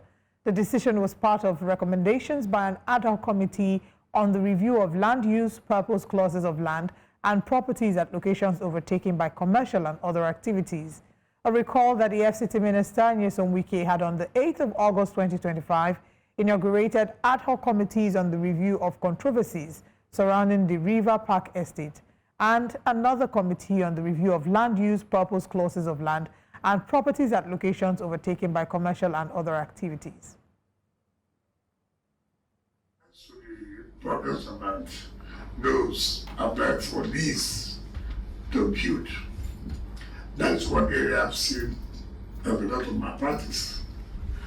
People apply for this to develop 10 years.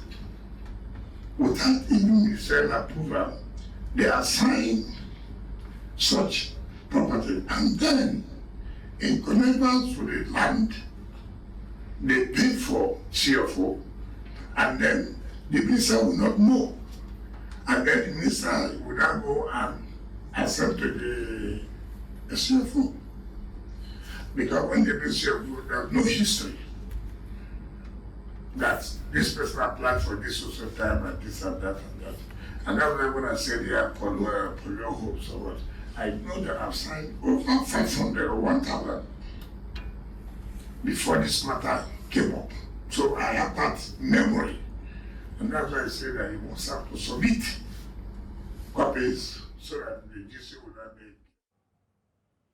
And now it would seem that operations are soon to be restored on the Abuja-Kaduna rail route as evacuation of the damaged coaches and repairs to the affected tracks have begun days after an accident.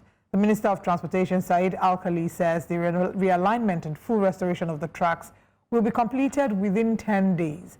The Minister of Transportation, who led an inspection tour of the site, gave assurances that normal train operations will soon resume, while outlining preventive measures being adopted by the ministry to reduce the frequency of train accidents in the country.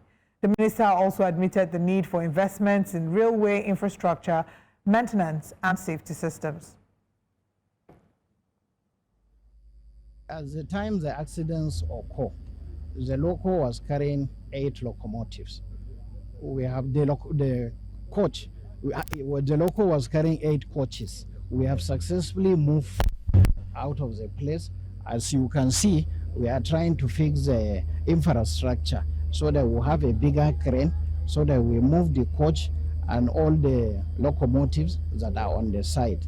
Inshallah, in the next 48 hours, we'll be able to move all of them out of the site. And after that, if we didn't have any weather challenge, in the next 10 days, we are going to restore the line. They are doing our best to ensure that such didn't happen again. However, it is the outcome of the investigation that will now reveal what actually happened. Then we look at it and we ensure it doesn't happen again by the grace of God Almighty. Action Aid Nigeria says it is empowering more than 2 million women through its Women's Voice and Leadership Nigeria project. While addressing the media in Abuja, Country Director of Action Aid Nigeria, Andrew Mamedu, explained that the project is funded by the Government of Canada with support of over 15 million Canadian dollars. He noted that the initiative is designed to strengthen women's rights organizations, promote gender equality, and combat gender-based violence across Nigeria. The project is for 5 years to be run for in 8 states and FCT for the what you call the multi-year granting. It's 15 million card, which is about 11 billion naira. So the project is about 11 billion naira, so put it in naira, and it's supposed to impact over 2 million women in Nigeria. Why does it matter that we support women's rights organizations? It matters because Nigerian women and girls are the drivers of change in their communities. They are entrepreneurs and educators, health workers and human rights defenders, policy advocates and peace builders. We need to have clean data. We need to be able to know who the women who are benefiting from this project are. We need to properly profile them and know where they are so that there will not be a duplication. If Action Aid is working in some of these states and another organization comes to work, we'll be able to say, oh, Action Aid is working here. You can then move on to another state so that there's no duplication. And at the end of the day, the dividends of democracy reaches every part of the country. Amnesty International has denounced Burkina Faso's new law criminalizing same-sex relationships, calling it an alarming setback for human rights. The military-led transitional parliament unanimously passed the legislation on Monday, imposing prison sentences of up to 5 years for those found guilty. This marks a significant shift, as same-sex relations were not previously outlawed in Burkina Faso before the military took power in a 2022 coup. Amnesty International has urged the junta leader, Captain Ibrahim Traoré, to reconsider the law, warning that it fuels discrimination and violates the right to equality. And in the Democratic Republic of Congo, former Justice Minister Constant Mutamba has been sentenced to 3 years of hard labor for embezzling public funds. The 37-year-old, known for his tough stance against corruption, was also banned from holding any high government office for 5 years. Mutamba was convicted for irregularities involving a $40 million contract to build a prison near Kisangani. He resigned in June amid these allegations, but claims he's the target of a political plot due to his anti-corruption efforts. Security forces heavily guarded the Court of Cassation in Kinshasa during the verdict to prevent any unrest among his supporters. And that's a wrap with Breakfast Headlines. Breakfast Central now continues.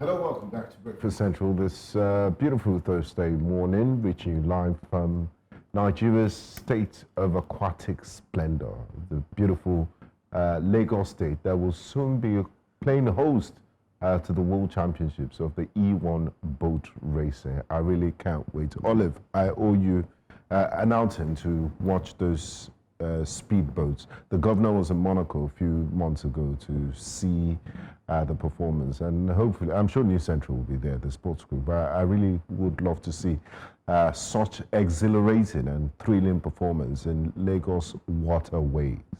I see. But that's not our discussion for now. Let's get into the newspaper headlines, and join us to do that is one of the foremost newspaper analysts I've ever encountered personally, Mr. Sheson Okwade. Thank you so much for joining us. Good morning, Benga. Good morning, Olive, and good morning to all our viewers across the globe. A very bright, shining Wednesday morning. When Benga told me Thursday, I was looking at my calendar. Well, I guess it's already close to the end of the week. Benga is fast forwarding the clock, yes. And I'm with you on that.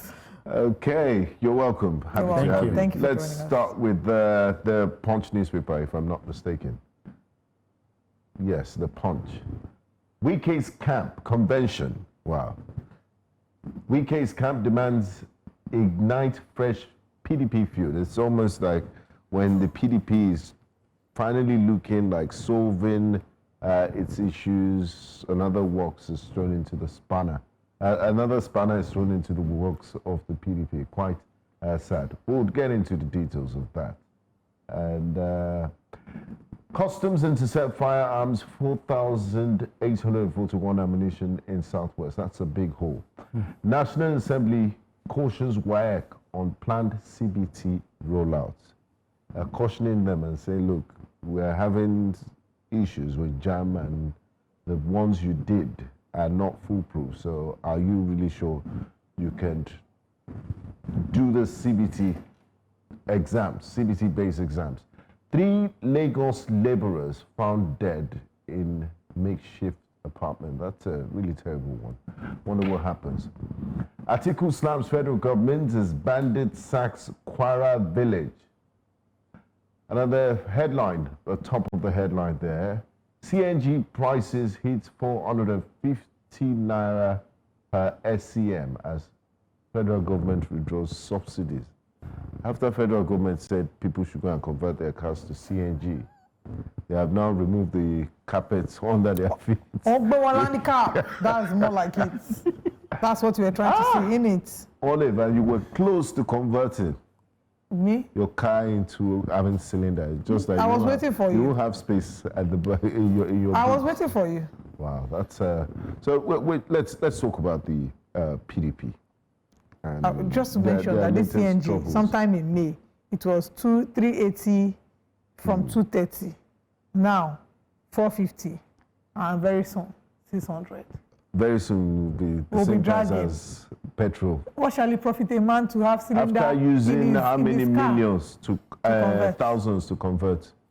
Yeah, well, being on the CNG of a thing, I think government day by day tends to widen the gap of this trust from the citizen. I remember when one of my friends was like, "Just what are you waiting for now? My cars, I've converted them to CNG." Is the Intel? That was when I think they were still selling around 180, or is it 180 or 200? And he said, with 7,000, I'm fine. I fill my cylinder. I moved from Lagos to. I'm yet to get across to him. Although environmental-wise, I learned is environmental friendly, but situation where I was not of, I didn't hear that information that even the gas was actually being subsidized. I was thinking because we were actually, deregulated, and that was actually the rate. But now that I'm hearing that the government is removing subsidy, it will always be nice to come out plain to say, this that we are providing, because we are just entering and we are encouraging you into it, we are subsidizing, and at a specific period, the subsidy will be removed. Because I can imagine people spending close to 1,800,000, 700 to convert.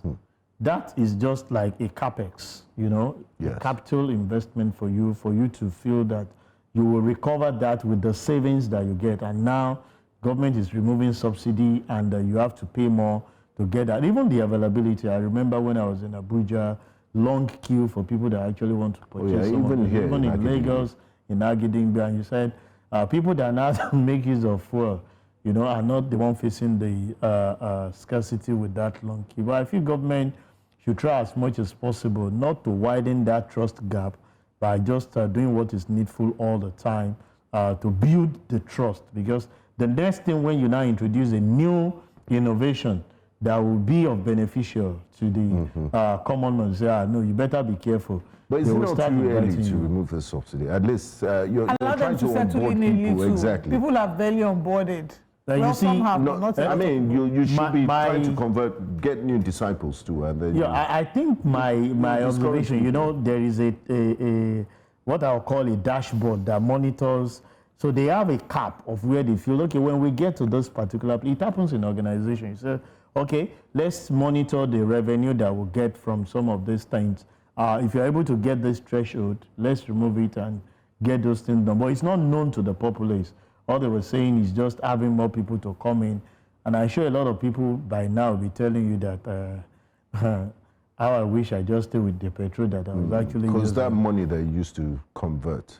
Yeah. And then the queues, I can imagine CNG, just driving past them every day, and I see so early in the morning, there's always a queue.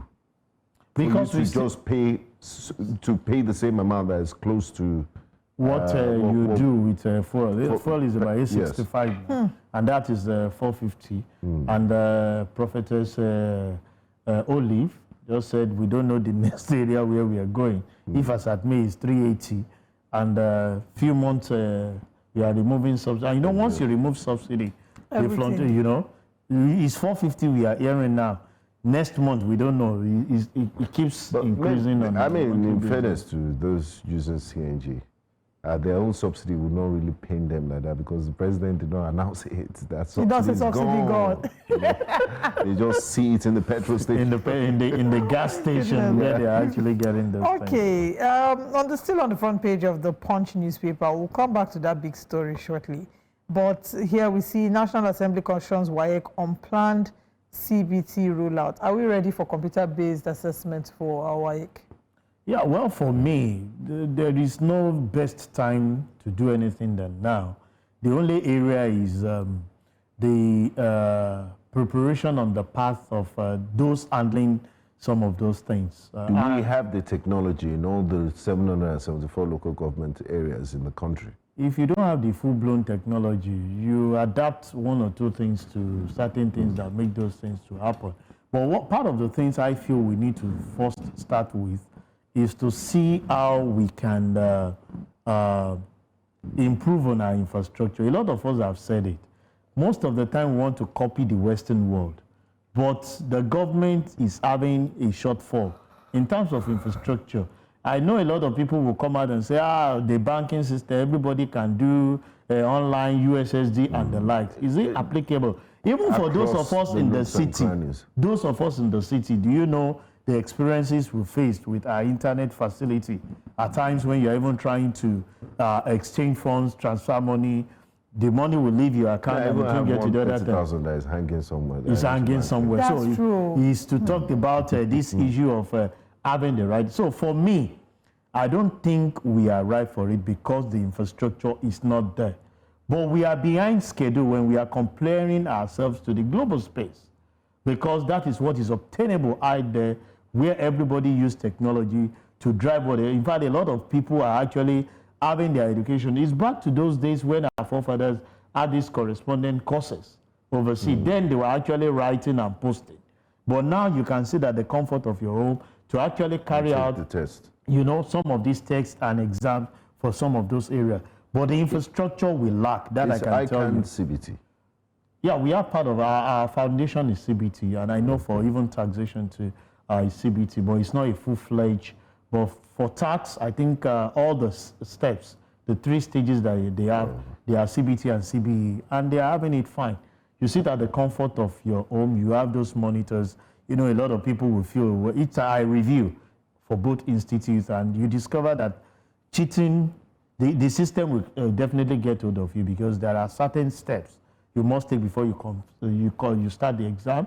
By having 360 coverage of what is happening. Oh, your camera, you need a camera. You need a camera. You have to be on the system. No, you carry you can use your phone to be checking. So when you have that 360, you have a coverage of the area, and the system already captured what should be. So you are ready for the exam. So when you have an external stuff around you, even people, you've seen instances, some people will be whispering. They are not talking, they are trying to pass paper. So the system captures to say there is a foreign something coming up, and we just penalize you for it. So it's achievable with technology. Yeah. You know, when they first saw the idea, I was part of the IT committee, and I was like, this cannot work in Nigeria. Now what are we saying? But when I started seeing the review, and I'm like, wow.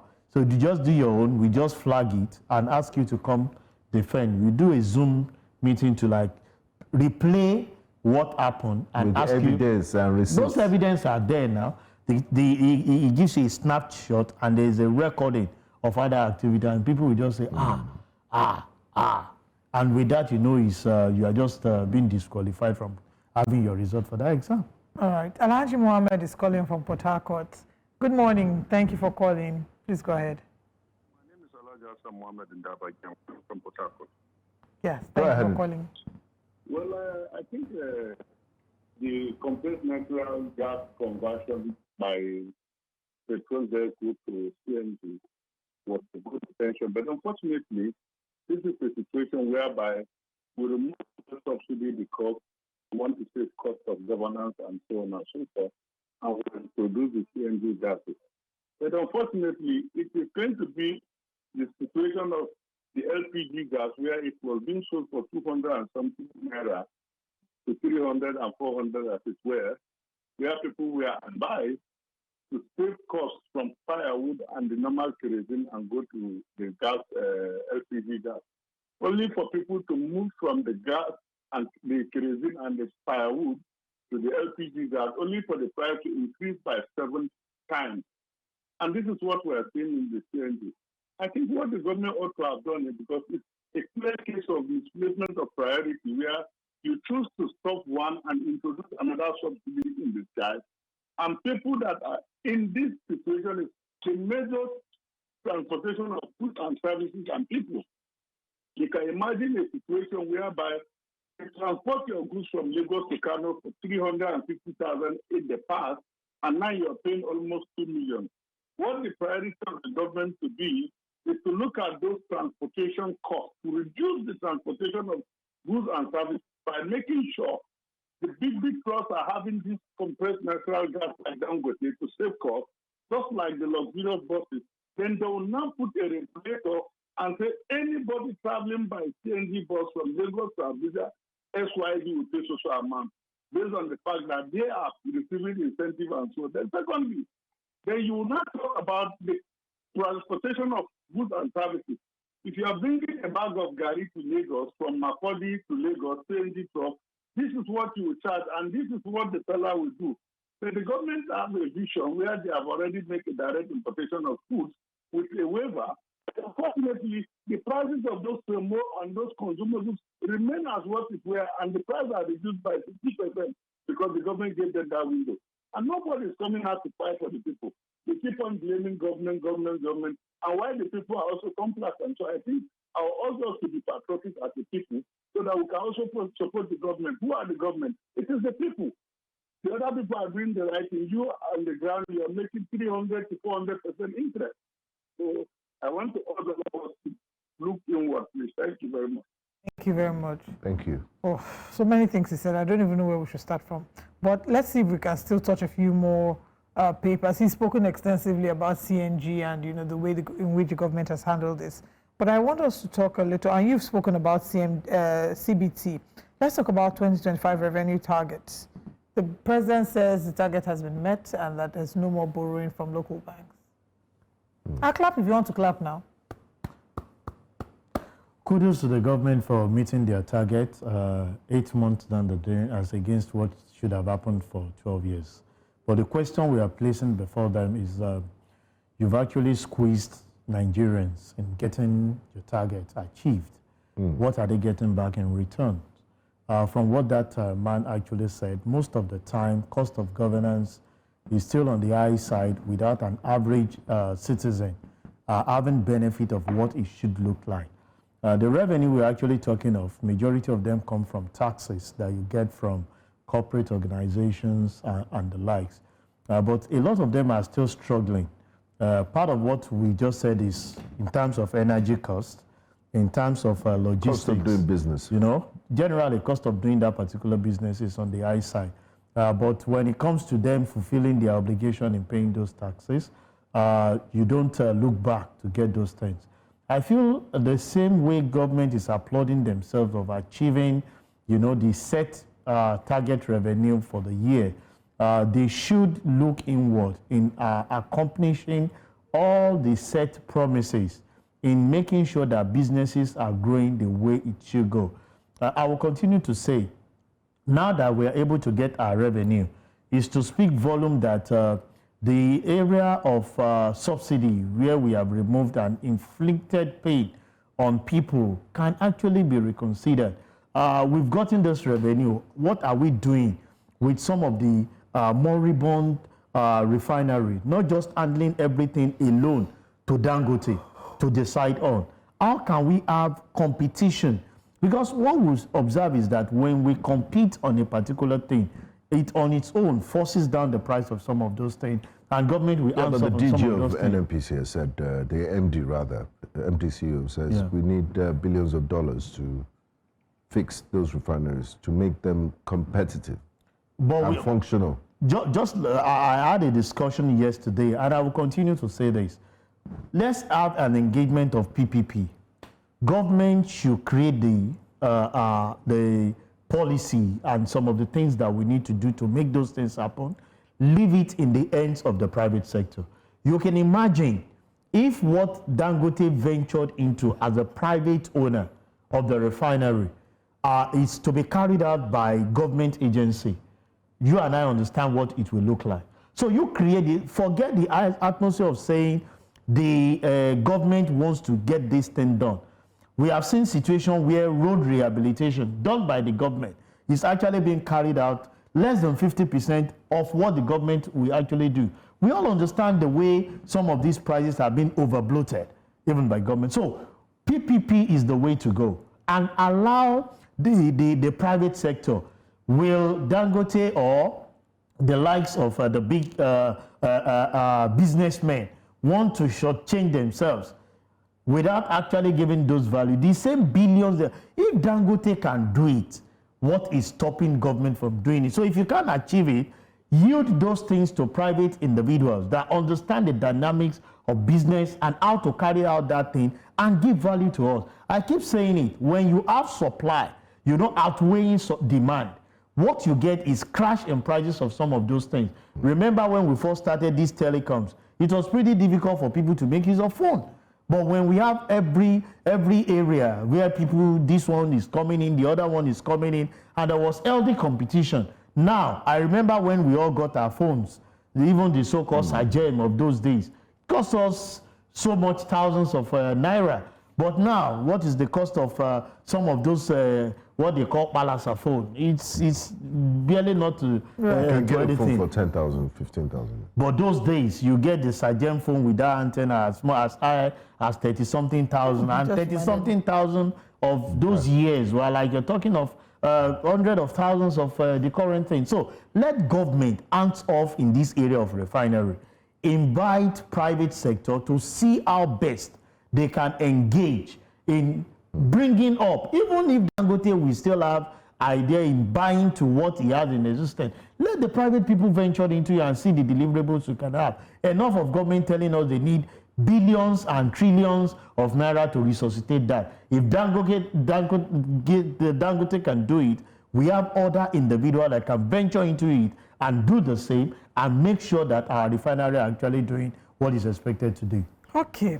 When you mentioned Sajem, I wanted to ask you, what is Sajem? I don't know what that is. That was the phone we first started with. Of course I know Sajem. Only used to She's used to iPhone and of course I know that was the first brand. Sajem, Siemens. Yes, Sajem, Siemens, Motorola, Nokia 3310. Those are the things I can still remember the ringtones. Those phones are now in the museum. Interestingly, people still have them. I can still remember the rock with me, talk to me ringtone. Anyway, let's go to the Vanguard newspaper. On the front page of the Vanguard National Convention, PDP draws battle line with Wike's camp. Oof, the battle line has been drawn. No peace for the wicked. In this case, the wicked might be PDP because they don't seem to have peace. Yes, and it's, I mean, when you think they are done with their battles, even after the exit of political heavyweights, they're still having issues. But now look at the riders here. It says Wike's camp cites court orders, demands fresh congresses in Anambra, Ebonyi, Southeast, warns against microzoning of presidential ticket and others.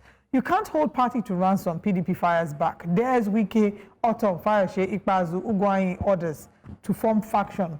Muhammad Fintiri, Wabara, Damagum talk tough. Is Bass Boos. Still on the front page, states have no excuse not to pay beyond 70,000 naira minimum wage, according to NECA. Today we had a guest who said to us that he will give us his free legal services if any state doesn't pay the 70,000 naira minimum wage, and they should take their governors to court and he will offer free legal services. Visa overstay. US, UK ramp up warnings may ban violators. Ghana president fires Chief Justice over abuse of office. Ward delineation, INEC on the fire as the Shekiri Nation calls for probe. And then we can see we've met our revenue target, no longer borrowing from domestic banks, Tinubu says. DMO tells states to prioritize PPP, not borrowing. Let's still also look at the front page of the Daily Independent and take the stories there, and then we'll come back to choose which ones to discuss. On the front page of the Daily Independent, recapitalization. Nigeria's mid-tier banks under pressure as 2026 deadline nears. Tinubu has abandoned North Central to bloodshed, Atiku says. CVR, Akwa Ibom, Kano, Sokoto lead INEC in-person registration. Tinubu reverses recent appointments, reinstates DG NTA. I saw that in. Yes, and I mean, were you not sure about this appointment? And you know, these people affected, they've made posts, they had resigned. They have resigned from their former organizations, they don't send first party for them. Yes, and then you just wake up one day and, I mean, they didn't appoint themselves, they didn't make this in the first place. So was it not properly thought? You see, he speaks volume beyond the appointment that we're seeing, even in the management of our economy. Today you give a certain policy, next tomorrow you are reverting it as if there is no thought through in some of those things. What will be the fates? So now they're saying this, the people that were the former, how do I even put it? The DG and the executive director of news have a 3-year tenure that they have to complete. They will complete it in 2027. So So what they didn't know happens to that. the new appointees? And you see, most of the time, I will blame Mr. President because when some of the handlers of some of those things get information across to you, I think they should be like we have on our phone, second level authentication of some of the things, because it's embarrassing. I remember one of the executive from one of your sister stations that was actually given an appointment in NTA. They've done, you know, set forth for her. Are you going to reinstate her back to the former state, an organization that has said somebody is taking over your position based on the appointment that you got and you tender your resignation that you've got? Are you going to step that person back and bring these? We can't rewind some of the things that are happening. And I feel it's exposing the government, sincerely speaking, that there is no thought through, not only in appointment, but even in the area of policy formation that we have. The CNG we just spoke about this morning is still the same thing. Why are you know, galvanizing people? It's coming up gradually. You know, you just galvanize people to get into a particular thing, and months or, you know, within the shortest possible time, you are throwing them off their feet that they cannot actually get some of those and things some done. of them have started work. They've changed LinkedIn profile. It's, I mean, it's very It's published in national dailies. It's a thing of celebration. You know, they've made key financial decisions because of this and even family decisions, and unfortunately, anyway. Let's still look at, looking at the front page of the Daily Independent. No more borrowing, we've met our revenue target, says Tinubu. Nigeria needs evidence-driven, locally relevant health financing, according to Ali Pate. Convention, PDP governors, leaders talk tough, there's Wike, others. Independent, okay, all right. Anyway, that's all on the front page of Daily Independent. Let's now go back to that big story that I had seen earlier on the Vanguard. PDP draws battle line with Wike's camp. What's really going on in the PDP? Yeah, well, like we keep saying, is their internal crisis and... internal crisis or crisis that is caused by one person? Well, okay, it's whether still an one, internal it's an internal buzz. Everybody is drawing line. I remember we are addressing this issue that the exit of Atiku should bring calmness. And I remember one of the leaders of that party, Chief Bode George, telling us that we will see the new transformation PDP after the exit of Atiku and the likes. But I'm just looking at the way the man that they caused the confusion is to be looking at them that I think I can justify my exit from those parties because it seems not to have understanding of what they have within And this themselves. is the same party they want to bring Peter Obi and former President Jonathan to. Yeah, anything can. The politician can mingle their Yeah, but way the to party, anything. they are having serious disagreements. Even something as basic as, okay, we are going to have a convention here. You see, when it comes to this fighting between the two factions, it's about interest, and they have a way of settling their They are interest. not factions, they are friends. They were G5, they were wearing Ankara together. Because they understand the dynamics and they know each other's strength. That's why they can get back at one another. And they feel that one person cannot be stronger than all of us. 5 of us were together as friends, fighting a battle. But now and all the of a governors sudden- are talking tough on the pages of newspaper. Do you think this talk will translate into It won't translate to anything. An empty threat? It won't translate into anything. To suspension or expulsion from the party. If that has to be done, they would have carried out that a very long time ago. And up to now, nothing is actually happening. So what You can don't they think do? that the PDP is putting his house in order in preparation for a final ejection act? Let's wait Final and see showdown. now. Final showdown. Let's wait and see. As far as I'm concerned, 2027 is around the corner. People are ready, and what we are actually seeing is internal rancor every now and then. I will tell you that today, if they suspend the so-called Wike from the party, another crisis will definitely come up. They have different levels Wike is not the of problem with the interest. party. Well, I don't know. I'm not a PDP member. But from what we are reading on the face of the paper, they keep attacking. It seems it's Wike that is the problem. But one thing we know is that before now, they were actually complaining of Atiku. And we thought that was the major problem. Now Atiku is out of the card from what we are reading in the public space. Now it's Wike. So tomorrow Wike will leave. You'll hear another name coming up to say this is the way we want to do it. I think the major objective of that political party, you know, coming up to objectively start as opposition to criticize this administration, is not being achieved. But when the House themselves cannot even put their thoughts together, how do you want to galvanize to criticize? 11th hour. I mean, next year is penultimate year to election. So, and we have, I mean, there's almost no political party that is really stable and, you know, doing the work of opposition. There's one. What does this portend for our democracy? Politicians understand their language. Is it a reflection of who we are as a people? It's a reflection of who the politicians are. It's about interest and not about the people they claim that they want to serve. And they know themselves better. It's just like when you are comparing two people. If you are fighting this battle, how do you even want to fix the country? If you are even when they come in, the fighting will continue. Because if this other party has successfully, galvanized its way to be at the center, to contest and act as opposition, the other party will be giving you, body eats to like, you can't have your way. And until our politicians come out of this idea of their personal, interest as against the interest of the people you claim you want to serve, this current administration, you have given commitment of actually giving a better life to people. One of the promises that I will always remind Mr. President while he was doing his campaign, he said one word. And up till now, I've not seen any change. He said, Elofokobale, Amagbiwale. We have not been anything wale. What that connotes is that whatever hardship we were facing during the last administration, especially in terms of petroleum product and the likes, that they are going to crash it. As we speak, we are not crashing anything. I mean, CNG is going up. It's going the other way.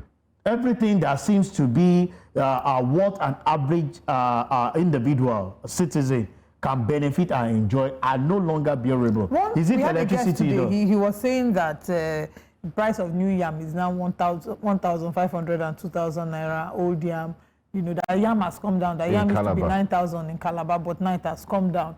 And then he talked about rice. The bag of rice like 50,000 to 60,000. And look at fuel. Fuel was over 1,000 naira, but now fuel is 860. The question I will ask that person who actually raised the bar to that level. God bless you. It's just you coming up to say, this is where I'm going to come. Do you know that a lot of people are actually saying that, Sheson, can you assist us beg government? Even if this fuel comes to like 450, 500, we will thank them that they've done something well. I don't see that ever people are even saying that, but you can imagine you moving from 180 or less than 200 naira to 1,200, and people are now saying, can we even have it at 500? What happened that you took it to about 1,200, 1,300? Subsidy gone. Subsidy. You made those things happen at that point in time. We were buying bag of rice not too long for 7,500. But the general consensus is the removal of subsidy is better for us. Right? But what is the cushion effect for an average citizen to have better life? You have increased salary. The 70,000 that you're saying, like they keep saying, even when you have given enough resources to the state, some states can't still fulfill that obligation of meeting up that 70,000. And nothing is happening. Some states are actually paying more. Of course, I have seen states that have increased to like 90, 100, but there are very few. You can unpick them.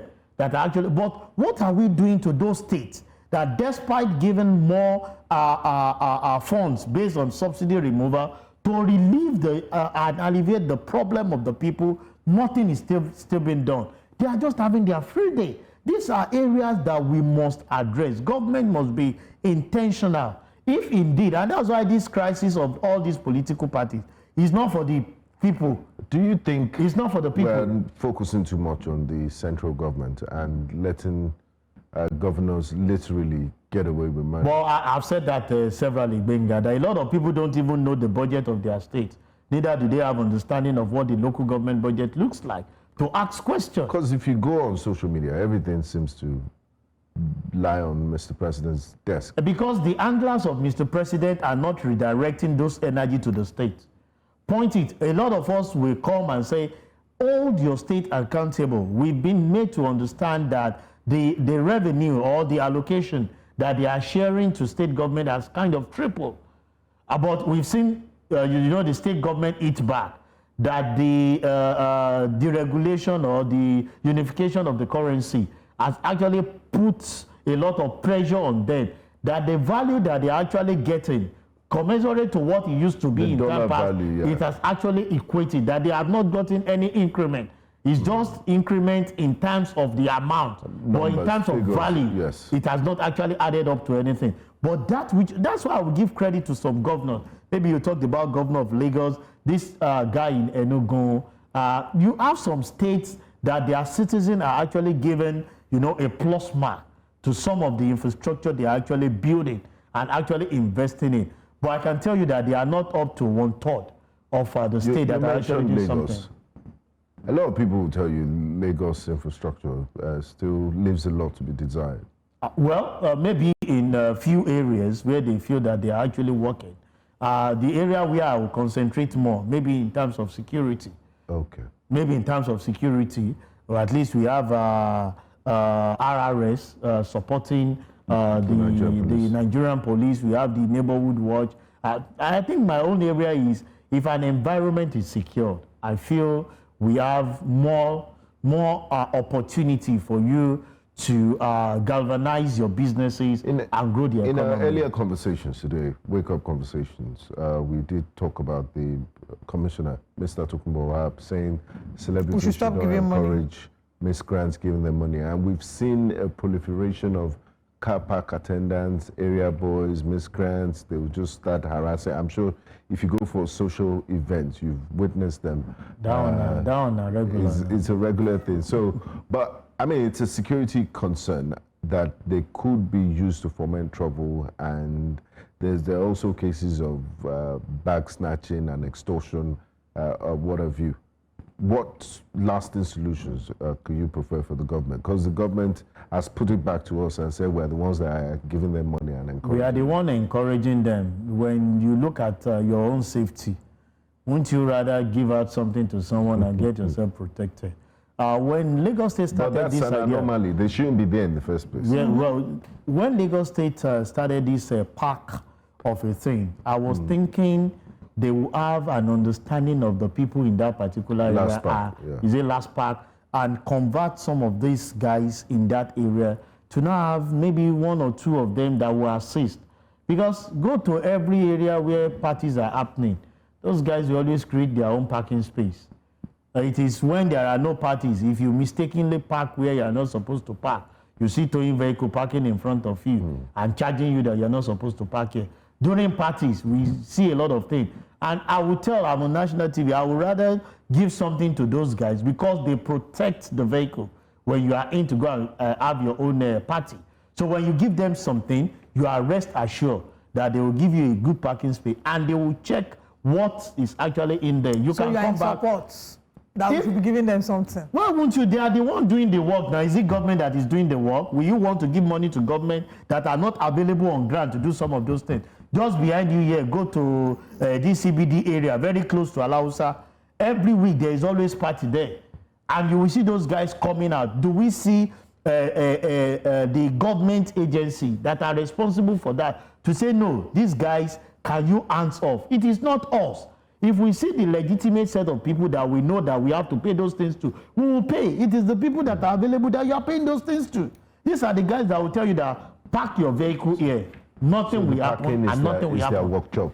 Now where you dey work, you go. Now person go chop now, and those guys just wait maybe till Saturday when there will be Owambe in those areas, or Thursdays when some people will have they'll be able event centers. They even know the IV more than you now. You know all the event centers. You are calling all the sports. You are showing us your reel. Because we the run things now. And the way they hail, You know, hailing is a skill too, Benga. Let's head out of the studio, but not before we hail you, our virtual audience. Thank you for always sticking with us, for watching the show. I also like to hail you, Olive, the woman king. Big. Baby Kale. We'll see you tomorrow. Thank you for joining us. Have a wonderful rest of the day. Bye-bye.